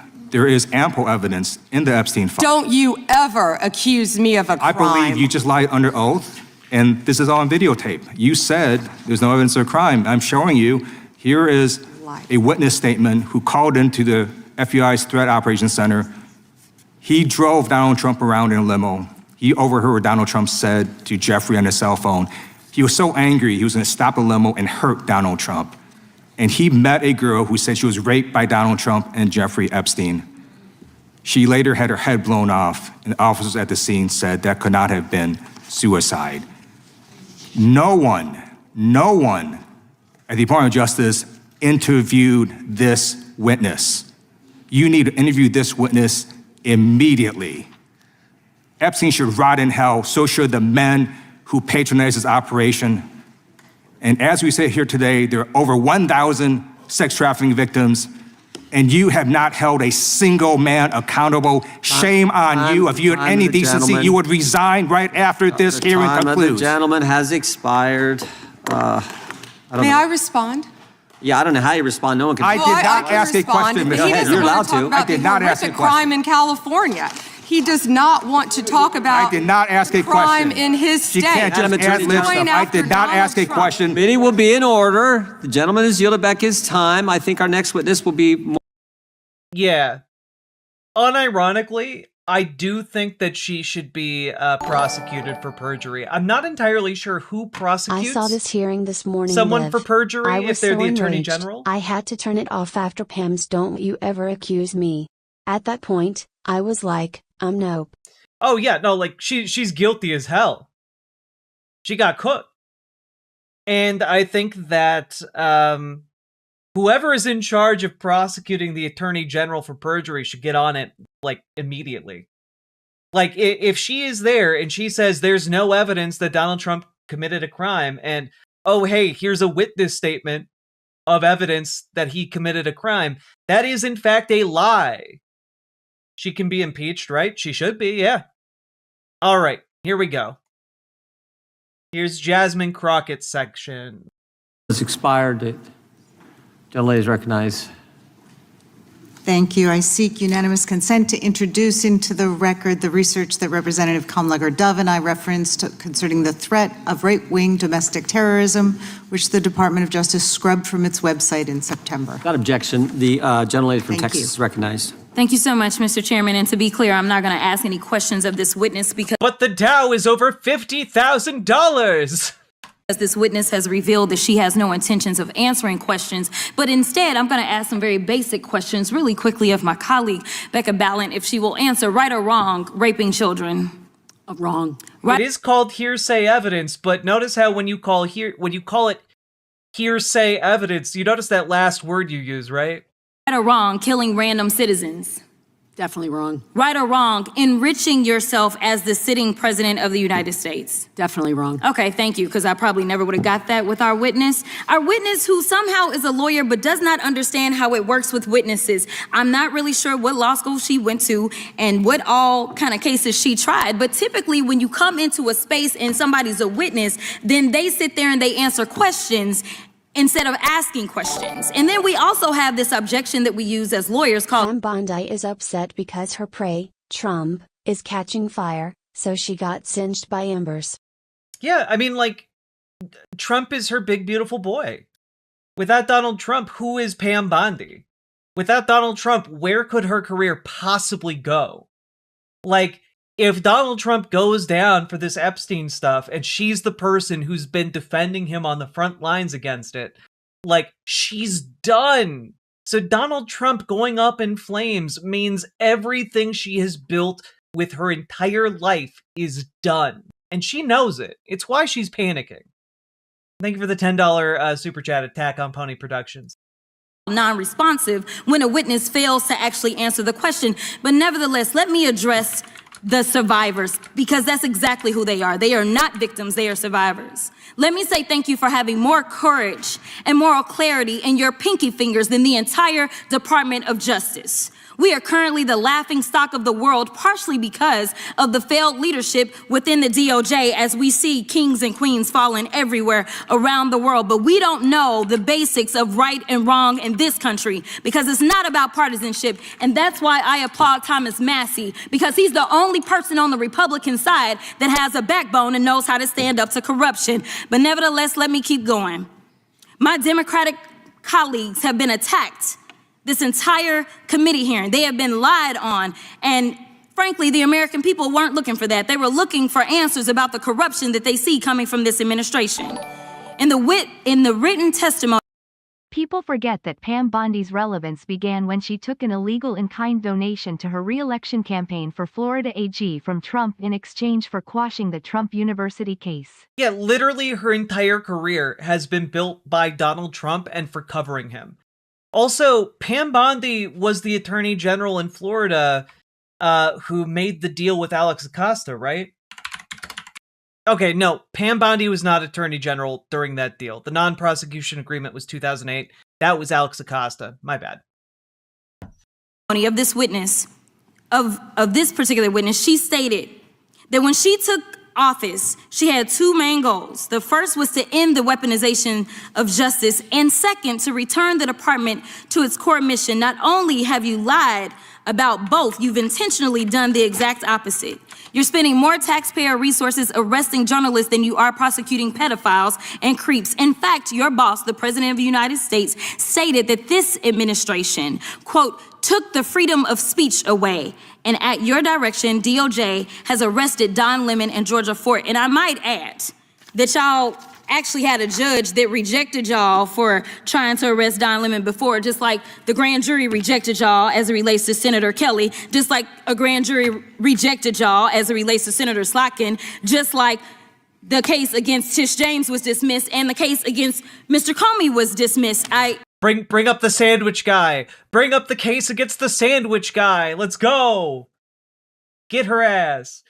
If there are no repercussions for any of this bullshit, we really are cooked. I mean, that's why I keep telling you guys, and worth saying, even though we're not done with the segment yet. That's why I keep telling you guys we need to organize. Like, consequences will not just materialize out of centrist corporate Dems. They just will not. Okay, people like Chuck Schumer, people like Hakeem Jeffries, they do not have a spine to actually go for that. What we need to do is get organized. We need folks like you guys, folks who know what's happening, folks who are angry, folks who give a damn, to join your local Dems, join your local DSA. Build that local power and make the demand come from both inside their house and from outside their house. Okay?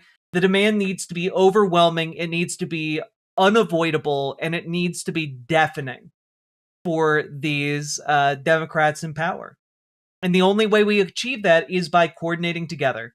So folks, join your local Dems, join your local DSA. If you need help doing that, by the way, we have a community in our Discord and in our, the folks who congregate here. We have people who will help onboard you. So please join the Discord, !Discord in any of the chats. And then you can reach out to Dragonfly in the Discord for help joining your local Dems and radicalizing them to better policies. And you can reach out to GamerG in the Discord for help joining your local DSA and making your DSA more effective. So all that said, wonderful, wonderful, wonderful stuff going on there. We've got folks getting organized, and you can be part of that. So let's get it done, because we need to make sure that there are consequences for this.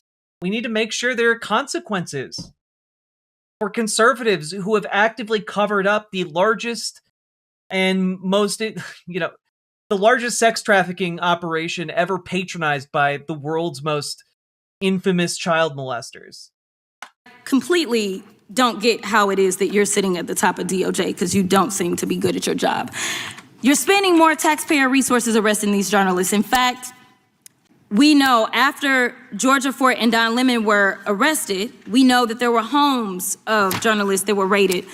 We know that threatened prosecution against students protesting your actions and forced tech companies to remove apps used to track ISIS activities. But let's circle back to you protecting pedophiles and creeps, because I want to talk about the president and his possible involvement with Jeffrey Epstein. Now, I don't know what the president might have done with Jeffrey Epstein, but unlike this administration, I believe that facts matter. So let's talk about the facts. Fact number one, Donald Trump is one of the most named people in the Epstein files.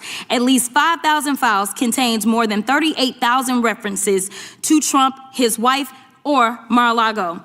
Fact number two, Jeffrey Epstein and Ghislaine Maxwell made young girls available to Trump on multiple occasions. For example, according to this file, Ghislaine Maxwell presented a young girl to President Trump who spent more than 20 minutes apparently flirting with her.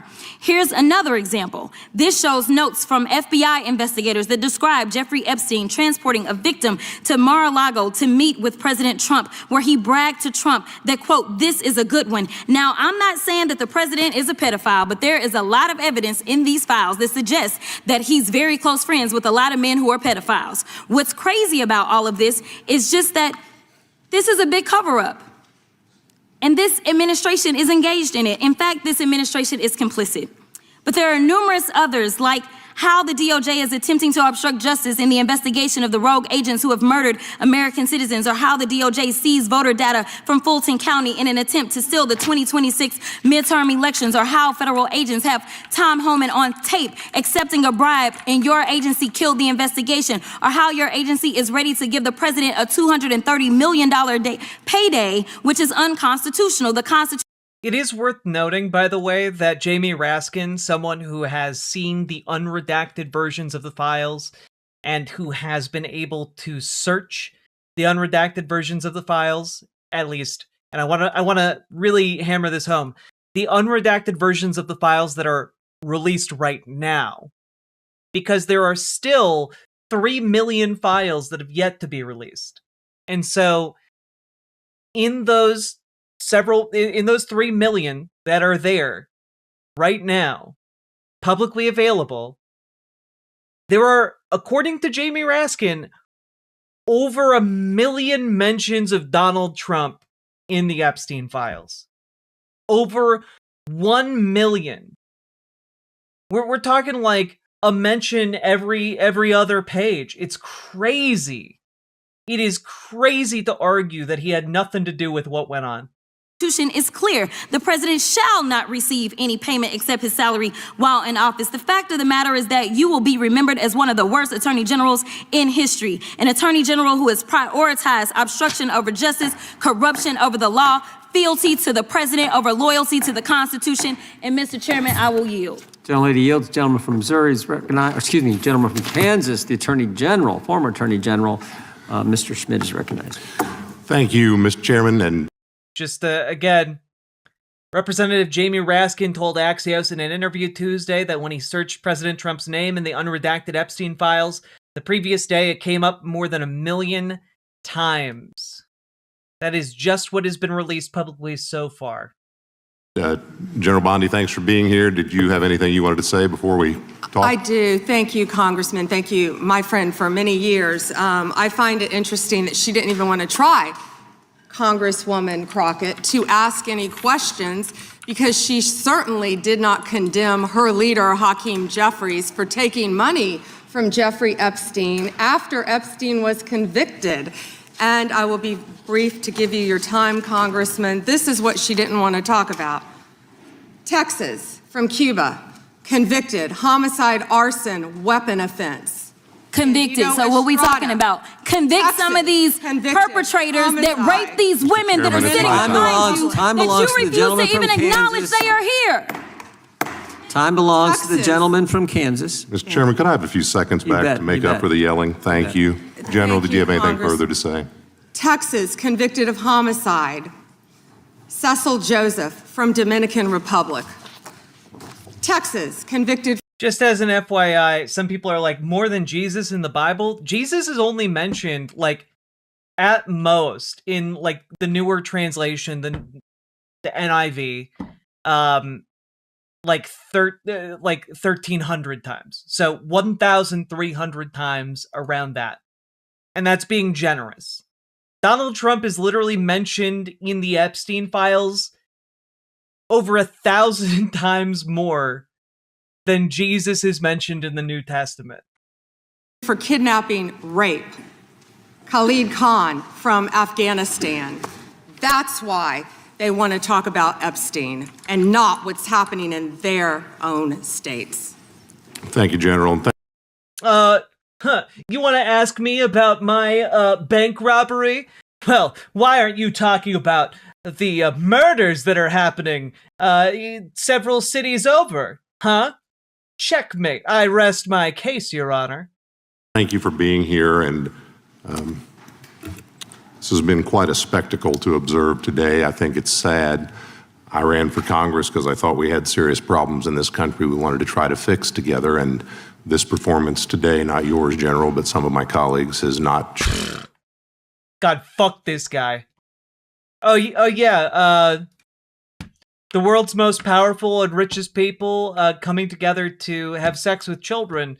Not a real problem, says Republican. Like, I'm sorry, if you guys are out there, and I know there are a bunch of Republicans hate watching right now. I'm sorry, how do you guys live with yourselves? Like, genuinely, that's insane. Well, I thought we had real problems in this country. Why are we bothering spending this time talking about one of the largest pedophile trafficking rings in modern U.S. history? Among the richest and most powerful people on the planet. Gee whiz, I can't figure it out, says a Republican. God damn. You guys elect these clowns.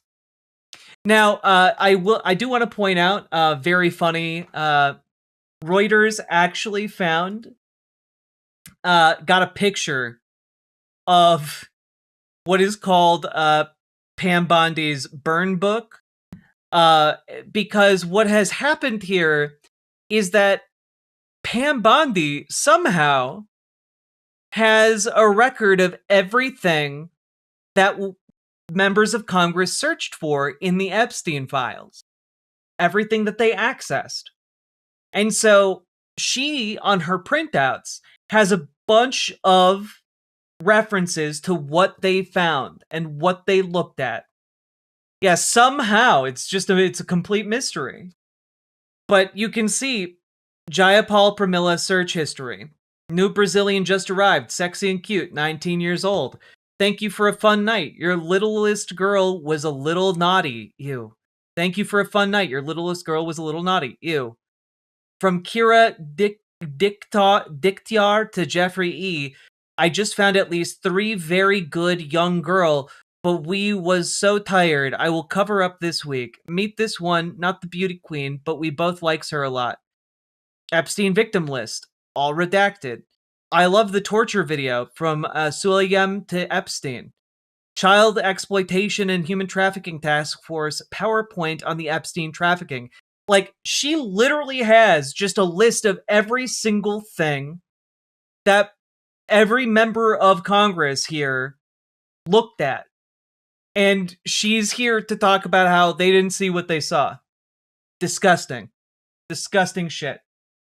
We are joined in this room by some of the thousands of survivors from Jeffrey Epstein's horrific sex trafficking ring. They have shown such incredible courage in speaking out, in demanding accountability to bring the predators and pedophiles to justice. The Epstein Files Transparency Act required your Department of Justice to disclose the perpetrators connected with Epstein's criminal activities and to redact the information of survivors to protect their identities.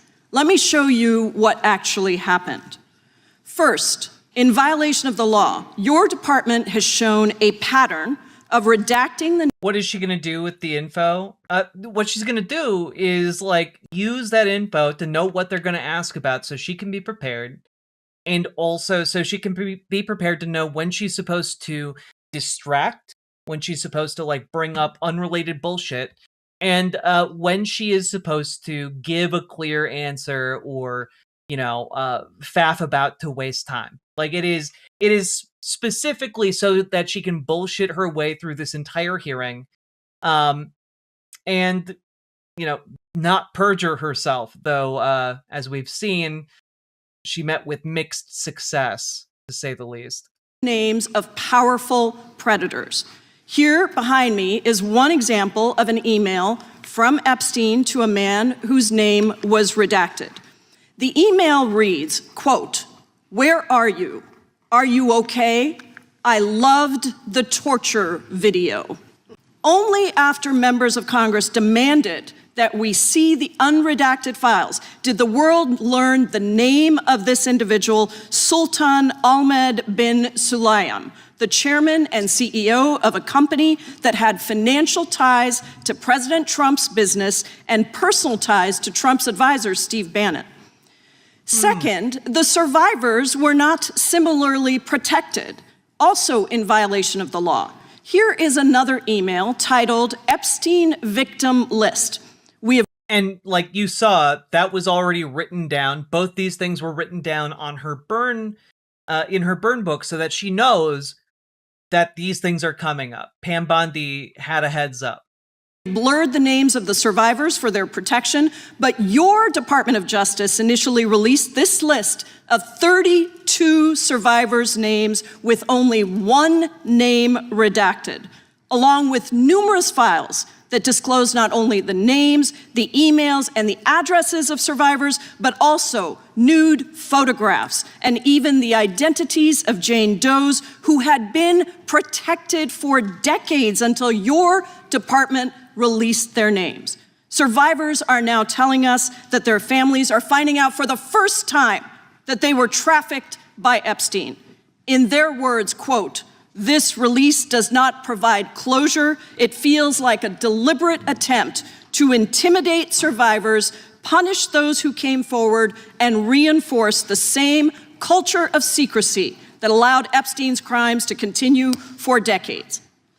To the survivors in the room, if you are willing, please stand. And if you are willing, please raise your hands if you have still not been able to meet with this Department of Justice. Please know for the record that every single survivor has raised their hand. Attorney General Bondi, you apologized to the survivors in your opening statement for what they went through at the hands of Jeffrey Epstein. Will you turn to them now and apologize for what your Department of Justice has put them through with the absolutely unacceptable release of the Epstein files and their information? Congresswoman, you sat before, Merrick Garland sat in this chair twice. Attorney General Twice. Bondi, No, can I finish my answer? No, I'm going to reclaim my time because I asked you a specific question that I would like you to answer, which is, will you turn to the survivors? This is not about anybody that came before you. It is about you taking responsibility for your Department of Justice and the harm that it has done to the survivors who are standing right behind you and are waiting for you to turn to them and apologize for what your Department of Justice has done. Members get to ask the questions, the witness gets to answer in the way they want to answer. The Attorney General can That's respond. not accurate, Mr. Chairman. Because she doesn't like the answer. So, Mr. Chairman, why I have asked didn't she ask Merrick Garland this? I am Twice reclaiming when he my sat in time, chair. and when I will reclaim my continue to time, answer. it is Mr. Chairman, the gentlelady's reclaimed her I'm not going time. to get in the gutter for her theatrics. The time belongs to the gentlelady. The gentlelady has 17 seconds. I'm not going to get in the gutter for her theatrics. The gutter being apologize to the people I have directly harmed through my negligence. The gutter for her is apologizing to people she was instrumental in directly harming. Thank you.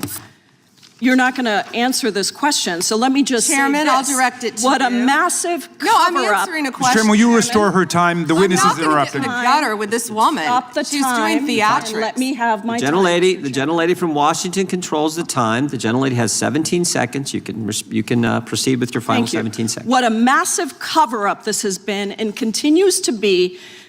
Donald Trump made the release of the Epstein files the center of his political campaign because he thought it would benefit him. Then you got into office, Attorney General, claimed to have a client list, only to then say that there was no list. Your deputy, Todd Blanche, met alone with Ghislaine Maxwell and transferred her to a minimum security prison. And now you continue the cover-up. And I wish that you would turn around to the survivors who are standing right behind you and on a human level apologize The chair now recognizes the chair on what you have done. The time of the gentlelady expired. I mean, this is genuinely like the least Pam Bondi deserves. I'm sure this was a deeply unpleasant time for her, but like at every available opportunity, she revealed exactly how disgusting she is. Now is a time of monsters indeed. Here's Jared Moskowitz having his own encounter with Pam Bondi here. Several UCs as receipts. I'd like to have unanimous consent to introduce the National Security Presidential Memorandum 7, dated September 25th, 25. Objection. The Bondi Department of Justice memo dated December 4th, 2020. Y'all are the monsters? I don't know, bud. The only one here providing cover for pedophiles is you. 5. Objection. An article from Newsweek entitled DOJ Deletes. Also, Brutus Magnuson, do you have a clip that you have in mind? We're not watching the entire thing, so I might have missed some of the clips. If I have, and there are some you would like me to show before we finish up, please let me know. It was a very long hearing, and we do not have the time to cover all of it again. Study alleging rise in far-right terrorism dated September 18th, 2025. Without objection. Notice article from October. We talked about the shooting earlier today in Nico's last tour. October 3rd, 2025, Trump's directive on organized political violence could lead to increased surveillance of his critics. Without objection. Washington Post article, September 25th, 2025, Trump targets domestic terrorists, but only mentions the radical left. Without objection. Idaho Capital Sun, October 18th, 2025, rest easy, Idahoans. What am I trying to do here? I'm trying to educate people and organize people. I'm trying to do both things. And also, I guess, to a far lesser degree than either of those two things, entertain folks. But my primary interests are informing and organizing. The No King demonstrators are American patriots. Without objection. Attacks on freedom of speech. What for what? To hold to account every single Republican that is covering for pedophiles. To build a better world where this farce can't happen. To build a better world where the Epstein class is held accountable for its crimes and taxed appropriately. Organizing for what? For people to get involved in their local political processes. Make it pretty clear constantly on this channel. Nonprofits need to know, published by the National Council of Nonprofits, the largest network of nonprofits in America. Without objection. The Freedom from Religious Foundation warns that Bondi memo weaponizes federal law enforcement against non-Christians and dissenting viewpoints. Without objection. A Ken Klippenstein blog from January 28th, 26, ISIS Hey, Ken Klippenstein, my boy. Secret watch lists of Americans. Without objection. Hey, secret watch lists of Americans, my mortal enemy. The mortal enemy, secret watch lists. Get out of here, secret watch lists. And an Intercept article from February 2nd, 26, Trump calls his enemies terrorists. Does that mean he can kill them? Without objection, the gentleman from Florida is recognized. Thank you, Mr. Chairman. Good morning, Attorney General Bondi. Good afternoon. Oh, you're right. Good afternoon. It's been a long day. I wrote this morning. We've known each other a long time, and I'll always be appreciative for your assistance when you were Attorney General in Florida after the shooting at my high school at Marjory Stoneman Douglas in my hometown of Parkland when we passed a bipartisan bill, the Marjory Stoneman Douglas School Safety Act, which was the largest policy response to a school shooting in American history. Your department also prosecuted to the fullest extent of the law. Well, one, Epstein has absolutely done all of the things alleged against him. Like the documents proving that were literally taken from his establishment. There are pictures of him doing it. There are pictures of his friends doing the sex trafficking and abuse. And if the argument is, well, he's dead, what's it matter? Because the people he trafficked the children to are still alive. You stupid fuck. Like, well, if the guy, if the main guy is dead, why would you ever want to prosecute the poor little birthday boys that bought children from him? I don't understand.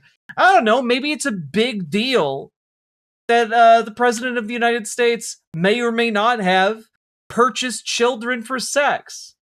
It feels kind of like an important question. Feels kind of like an important question for us to figure out who is complicit with this and hold them accountable for the crimes they committed. Oh, why do you care? Why do you care about prosecuting people for crimes? Well, I don't know. Maybe because I believe in the concept of law. Maybe maybe I think criminals should be held to account. Pam seriously needs to be arrested. How dare you say I'm the bad guy for defending PDF files and attacking victims, even though I did. But Attack on Pony Productions, have you considered that just two years ago, Merrick Garland sat in that very same seat 2 times? Have you considered that, huh? I rest my case, Your Honor. Not guilty. Let's go. I'm out of here. Bondi out. Constituent of mine and former felon that had plans to kill me when he was picked up by law enforcement after he was target practicing in his backyard with 2 rifles, a scope, a silencer, 3,000 rounds of ammunition, an anti-Semitic manifesto. My name was the only name on their target list, and my kids found out about this from their friends at school. So thank you. The most transparent administration in American history. Before Trump, we didn't know the word transparency, apparently.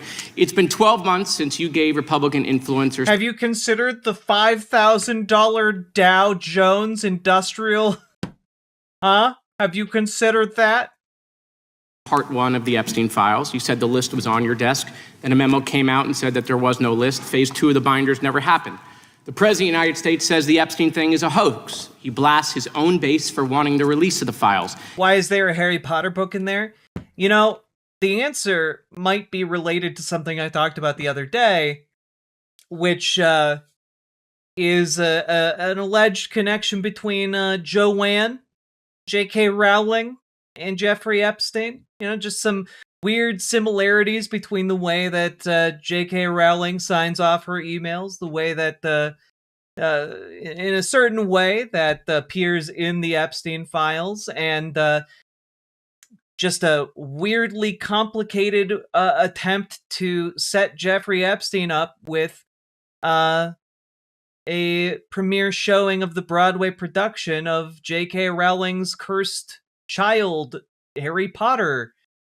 Also, the fact that when people started speculating about this, J.K. Rowling inexplicably deleted the navigation history of her yacht. Not saying anything is definitively proven, of course, but people are pretty curious about a lot of aspects of that specific set of circumstances. Quite a coincidence, potentially. He blamed Barack Obama. Republicans voted against the release of the files in the Rules Committee. Then they refused to even return to the Rules Committee until they could be protected from future votes on the release. Speaker Johnson sends Congress home a day early before break. They sent the Deputy Attorney General to meet with Maxwell. She says something favorable about the president. Miraculously, she gets transferred to a minimum security facility. No one can explain why. Miraculously, the leaks to the Wall Street Journal stop. We come back from break. We have the Massey discharge petition. Republicans drop a rule, a non-binding resolution trying to kill the Massey discharge petition. The White House says passing the Massey discharge petition is a hostile act. Trying to stop the necessary 218 signatures, according to Republican members that signed it, the White House brought them into the Situation Room, you know, the place where the president goes for time of war, promising things like appropriations or maybe even to primary them. People in the room say you were there. It didn't work. We get the 218 signatures. We eventually passed the Massey petition. You guys didn't release the files. You were forced by Congress, every member of the House except one, and the entire Senate. The reason the president signed it is because it was a veto-proof majority. We can't agree on anything, and yet the entire House but one member and the whole Senate forced the administration to release the files. Kash Patel under oath said to Senator Kennedy, the FBI is not in possession of any credible evidence that Epstein trafficked girls to anyone but himself. We know now that's not true. Yeah, also, if you're known for connecting powerful, influential people, the idea that, oh, he was only doing it for himself, that's stupid as hell. It's stupid as hell, especially considering what we know of the kinds of girls that were at Epstein and Donald Trump's parties. Like, we know. According to documents, Epstein had a worldwide sex trafficking ring. Girls from Poland, Czechoslovakia, Russia, Paris, modeling agencies sending him girls. He even had a relationship with a summer camp where he groomed girls at a picnic table. Ghislaine Maxwell says 29 Epstein associates cut secret DOJ deals. Turns out there is a list. 6 names readily available if you unredact them. Co-conspirators named, but we got them when you unredact them. Maxwell recently tells a House Oversight... Like, I don't know, maybe the guy who helped organize a party for just himself and Epstein and 28 girls. I don't know, maybe might be implicated in all this. I can't, I just can't put any of these points together. Not 28 women, 28 girls for 2 grown adult men put together for 2 guys who shared a love of young girls. Committee that she wants clemency to release more names. Kash Patel under oath said Trump's name appears less than 100 times in the files. We now know that's not true. Trump's name appears more times in the Epstein files than God's name appears in the book about God. True. Also, Lauren Boebert said Ghislaine needs a harsher prison after she saw the unredacted files. You don't even have to see the Epstein files to know that Ghislaine Maxwell deserves a harsher prison. She raped children with Jeffrey Epstein. As part of preparing kids for Epstein, she raped them. She's also a pedophile. God. Okay, by the way, this is the Trump Bible. Move over, King James. Trump's name also appears more times in the Epstein file than Harry Potter's name appears in the 7 books about Harry Potter. Lutnick says that in 2008, he went to Epstein's home, says he had a massage table in the living room, that Epstein said he got one every day, that it was the right type of massage. He and his wife decide to leave and say they'll never be in a room with him again. Howard then says, I'm sure the Epstein stuff is all on video. He was the greatest blackmailer of all time. Well, how would Howard know that? But now the files are public, and in 2012, we found out that he and his family are on Epstein Island after Epstein pled guilty to state charges. But Lutnick was just so disgusted. How could he possibly have gotten lunch with Jeffrey Epstein with several children in attendance? In Florida, I take my family to Disney World, not to Epstein Island. There are documents in the files that dispute the president's claim that he kicked Epstein out of his club. Allegedly, the president said that he asked Epstein to leave. Supported now, that's disputed, though, by statements from the manager of the club. Coder Joe, that would be an excellent thing for someone to look into. I wonder if Howard Lutnick's navigation logs are still intact, unlike J.K. Rowling's. You know? Might be worth looking into. Maybe Lutnick didn't just go to Epstein's Island one additional time. Might have been more. Now, Madam Attorney General, I have like 25 seconds left. So because I'm curious, and I'd like to see you flip to the Jared Moskowitz section of the binder.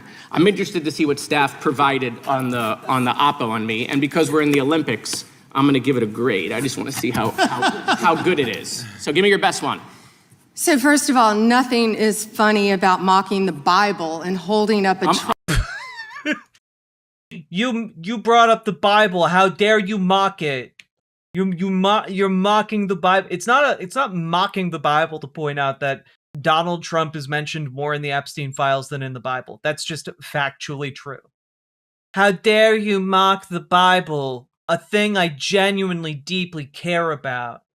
That's why I'm protecting. It's been a while since I've read the Bible. I'm pretty sure Jesus said something like, if you harm the least of these, that's totally fine and cool, and you'll get away with it, and I'll look the other way, bro. I promise. I promise when you get to the pearly gates, I'll look the other way. Ha ha. That's a direct quote from the Bible right there. Just real quick. Attorney General. Let's take a quick look at another, what I think, a very interesting portion of this entire line of questioning, especially given what Lutnick testified about the other day. Attorney General Bondi, according to your department, a child is sexually abused in the United States every 9 minutes, and the vast majority of survivors never get justice. And that's one of the reasons why I think the Epstein case has resonated so deeply with so many Americans. And the other reason, I think, is because it has revealed a two-tiered system of justice. And the powerful are protected, and the survivors rarely get any accountability. And the Epstein files contain evidence of a multi-decade international criminal conspiracy involving some of the wealthiest and the most powerful people in the world. There's evidence of financial crimes, political corruption, sex trafficking, and of course, horrible sexual abuse. And I want to remind everybody, this isn't a game. These are real people. people who have suffered, who are sitting here with us today, and they deserve answers and they deserve accountability. And I'm here to try to get some for them. Now, I've seen some of the unredacted Epstein files, and obviously, as you know, President Trump's name is all over them, but so are the names of other senior Trump officials: Howard Lutnick, Secretary of Commerce; John Phelan, the Secretary of the Navy; and Stephen Feinberg, the Deputy Secretary of Defense. These men were appointed by President Trump to senior positions in his administration. All of them have clear and confirmed ties to Jeffrey Epstein. Attorney General Bondi, yes or no, has the Justice Department asked Secretary Lutnick about his ties to Epstein? Excuse me. Secretary Lutnick has addressed those ties himself. I'm asking you, has the Justice Department specifically asked Secretary Lutnick about his ties to Jeffrey Epstein? He has addressed those ties himself. That's a no. If you found out one of your coworkers lying about his association with Jeffrey Epstein, and you're the Attorney General in charge of the Justice Department, would you not have a few questions for him? Would you not ask him questions? Like, how soulless do you have to be? What level of unspoken agreement do you have to simply turn the other way when you find out that your coworker lied to you about his association with one of the world's most prolific and infamous child sex traffickers? Good God. Has the DOJ asked Secretary Phelan about his ties to Jeffrey Epstein? I don't know whether he has addressed those or not. Has Deputy Secretary Feinberg talked to the Department of Justice about his ties to Jeffrey Epstein? Yes or no?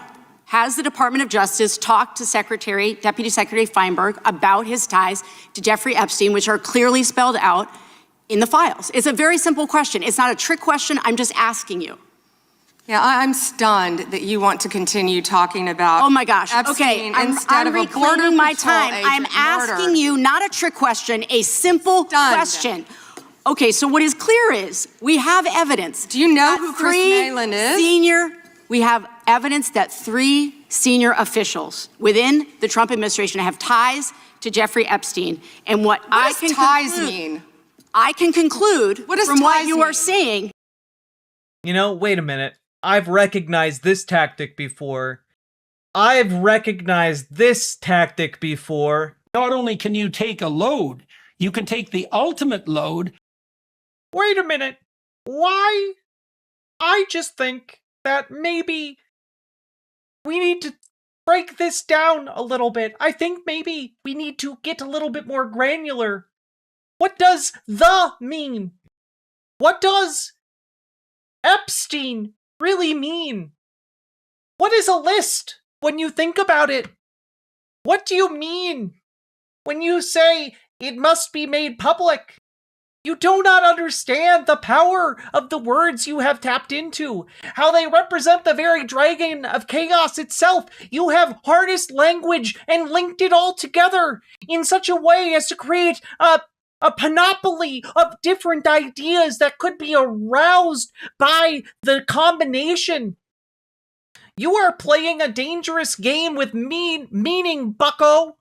And let me tell you, I have one last thing to say. Fuck you, buddy. That you have not talked to them. What does ties mean? I think Americans would be shocked to learn that you. What does ties mean? Are not interested in talking with these officials who have ties to Jeffrey Epstein. What does ties mean? Can you define that? Across the world. Can you prominent define men ties? It's insane how the GOP constantly criticizes the Dems for unfairly attacking Bondi, but none of the Dems even ask the GOP what boot leather tastes like. Yeah, genuinely, I would have loved an answer to this. Like, I know that they are time limited and her entire goal is to be sidetracked here, but like, god damn, is it infuriating to watch her just sit there and like, not even like come up with new ways to try and deflect. she keeps going back to the Merrick Garland thing. She keeps doing it. Like, she isn't even coming up with a new way of doing it. It's just the same deflection. She's just trying to get through the moment. It is disgusting. Also, Sake Tanuki, thank you for the 2 tier 1 subs. Sorry, I need to back this up like 5 seconds. What does ties mean? Can you define that? Across the world, prominent men who've been exposed in the files have resigned their jobs in disgrace, and that's a good first start. Yeah, look, Epstein may have been killed, may be dead. The people he's associated with certainly aren't. And that same standard, not saying the word Chris Malin. Standard should apply here. And Americans want accountability. Who is Chris Malin? Was the president aware? Please stop talking. It is not your time to ask questions. It is not your time. I'm reclaiming my time, Mr. Chair. One second. Time belongs to the gentlelady from Vermont. Was the president aware of Secretary Lutnick's ties to Epstein when he chose him to lead the Department of Commerce? Was he aware? Chris Malin was a Border Patrol agent. Okay, so I'm going to conclude that the president, in fact, did know about his ties because he was the next door neighbor. Shame on you. Oh, for goodness sakes. You're this from is a tiny, pathetic. beautiful This is pathetic, Mr. Committee Chair. will be in order. I am not asking trick questions here. The American people have a right to know the answers to this. These are senior officials in the Trump administration. This is not a game, Secretary. I don't know the rules around these committee hearings.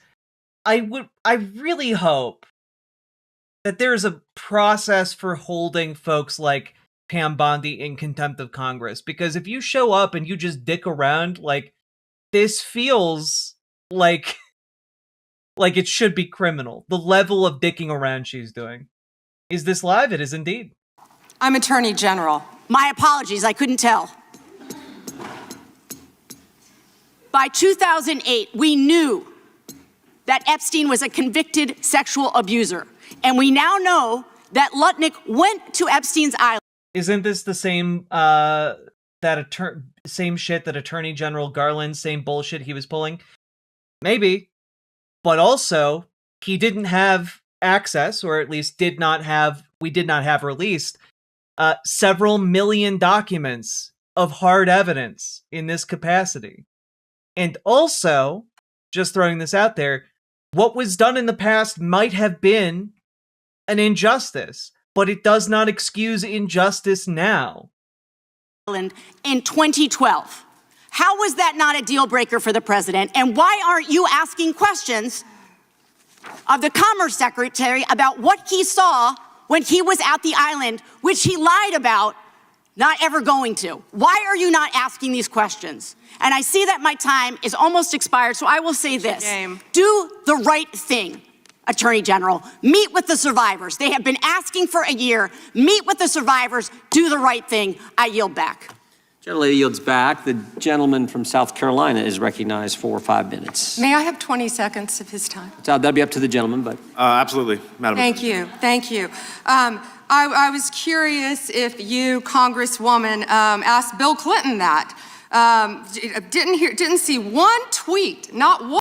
What about your tweets, Congresswoman? I know we're here and there are victims of child sex trafficking behind me looking for an apology, but what about your tweets?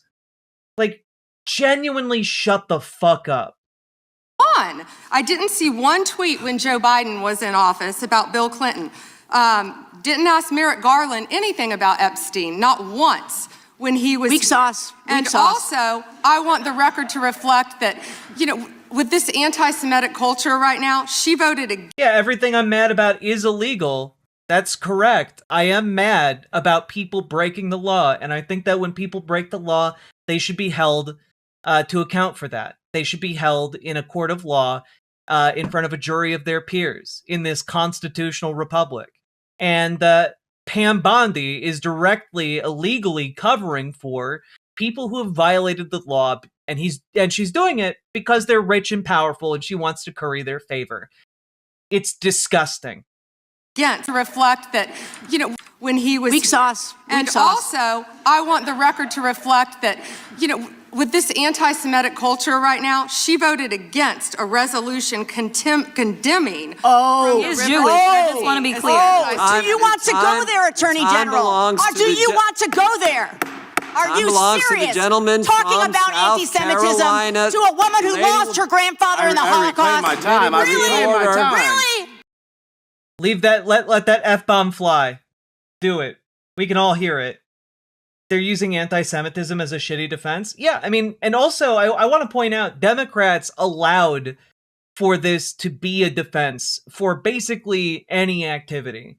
The second Democrats allowed for the protests on college campuses to be labeled as anti-Semitic because kids on a college campus were against just the wanton slaughtering of women and children in Gaza. The second they allowed protests like that to be called anti-Semitic, it became the go-to for Republicans to try and launder their heinous opinions. It is disgusting. And a lot of Democrats are still like operating within that same permission structure. It's gross. It's grotesque. Yeah. Just absolutely horrific. We are. I think that's basically about all we need to take a look at. As you can see, Pam Bondi seemingly perjured herself on the stand. She refused to apologize to Epstein's victims, who were there watching the entire thing. They stood up and raised their hands, hoping for an apology from Pam Bondi, someone who was in charge of a department that leaked their personal information, that leaked images of them as children being sexually abused, who showed more care for covering the identities of the perpetrators than covering the identities of the victims. It is disgusting. And she refused to apologize for that. She refused to apologize for directly harming these survivors. The party of personal responsibility and personal accountability, completely abdicating all responsibility and accountability in this case. And frankly, you know, combine this with like Howard Lutnick, the amount of defense and obfuscation to hide the associates of Jeffrey Epstein is... I do not know how conservatives watch this and think, oh yeah, no, Trump has our back. He's definitely not lying to us. He's definitely not just constantly gaslighting us. And it's not like he would ever lie to us about sexually abusing children with Jeffrey Epstein. The insanity of the current moment where conservatives will just watch this and continue to support the president who keeps Howard Lutnick in office, who keeps Pam Bondi in office, who keeps these people doing these things. It is insanity. Absolutely insanity. I don't think conservatives are watching this. Well, I certainly know some are watching it right now. They might be hate watching, but I know they're watching. So, that being said, folks, what a hideous display of the depravity of the Trump administration. And we deserve a lot better. We need to organize against these folks. We got to get folks to join their local Dems, to go to those meetings, to join their local DSA, to go to those meetings, to organize workplaces in their communities, to organize a political resistance to the Trump administration, but not just to fight against Donald Trump, to beat Donald Trump and then not know where we're going from there. We need to actually push for coherent ideas, for coherent policies that will make our communities better, that'll make not just our national community better, but our local city better, our local county better, our local state better, and then we work our way up to the national level. We got to get organized. I don't know what DSA is. It stands for Democratic Socialists of America. It is the largest socialist org in the United States. And they organize and got folks like Zoran Mamdani elected. So, folks, We need to get effective organizing on the ground. We need to get better policies in our communities. We cannot allow corporate Democrats to control us and placate us and put us back to sleep. And we cannot, under any circumstance, lose to these Republicans again. They have already created a secret police force. They are already trying to break into your homes against the very Constitution they purport to love with all their hearts. The very thing they swore allegiance to day after day as school children, and purport to value so much that if you burn a flag, they think you should go to jail forever. But if secret police are violating the Constitution, well, that's fine. We need to beat these fuckers because they are building a police state and they are going to weaponize it against not just undocumented immigrants. We've already seen what they're doing in Minneapolis and Minnesota and LA and Chicago. That's going to be everywhere soon. And if you think you're a conservative, you're watching, you think you're going to be safe in a rural community from these masked secret police folks, you're not going to be. I can tell you, I live in Minnesota. They're operating in rural areas of the state too. They're going to come after your kids. And I can tell you, living in Minnesota, living in the community where Renee Good was shot dead in the face, they do not care if you are white. They do not care if you are actually a citizen. They do not give a damn. And if you do not stand with us, there will come a day when their guns are trained on you and there will be no one left to help you. And you might not realize that now, but if this political infection is allowed to spread, it will consume all of us. And eventually that includes you too. Rubbish. They abducted a teenage girl driving to school who is legally in the United States just yesterday. And then they forced her to share a room with ICE agents overnight. That happened here in Minnesota just yesterday. Earlier today, there was a high-speed chase where ICE agents chasing a man who was apparently not who they thought he was, crashed into several cars. ICE? Yes, ICE. The masked gunmen who are roving the streets of Minneapolis and coming to a city near you soon. And again, whatever township you might reside in too. This is the result of a lack of accountability, and that lack of accountability is being spearheaded by Republicans. It's reflected in what they have done with ICE. It is reflected in what they are doing with Jeffrey Epstein. It is reflected in how they protect Donald Trump and wipe his little baby bottom. We have to beat them here and now. So folks, if you're interested in doing that, join our Discord. Reach out to Gamergy for help joining your DSA. Reach out to Dragonfly for help organizing your local Dems, making them more progressive. And let's get it done, because 95% of the work is showing up to boring-ass meetings, okay? It's why older folk are like a godsend to a lot of these organizations, because they show up to the goddamn meetings. And we need you guys to show up too. So, all that being said, let me know what you thought about all this down in the comments. Hit the like button, subscribe, and you can check out ImogeneOlivia.com, gender euphoric lingerie, if you feel so inclined. Link down in the doobly-doo. And let's keep on going, because we got a lot of work cut out for us if we want to take down folks like Pam Bondi, Howard Lutnick, and Donald Trump. Riverboat Jack is coming to town. All the viewers gather around. Twitch and YouTube and switchy streams. All that content is bursting the scenes. Politics, dating, plenty more. Your sense of fashion you'll adore. So grab your stuff and hop aboard. We're going straight to Jack's Discord.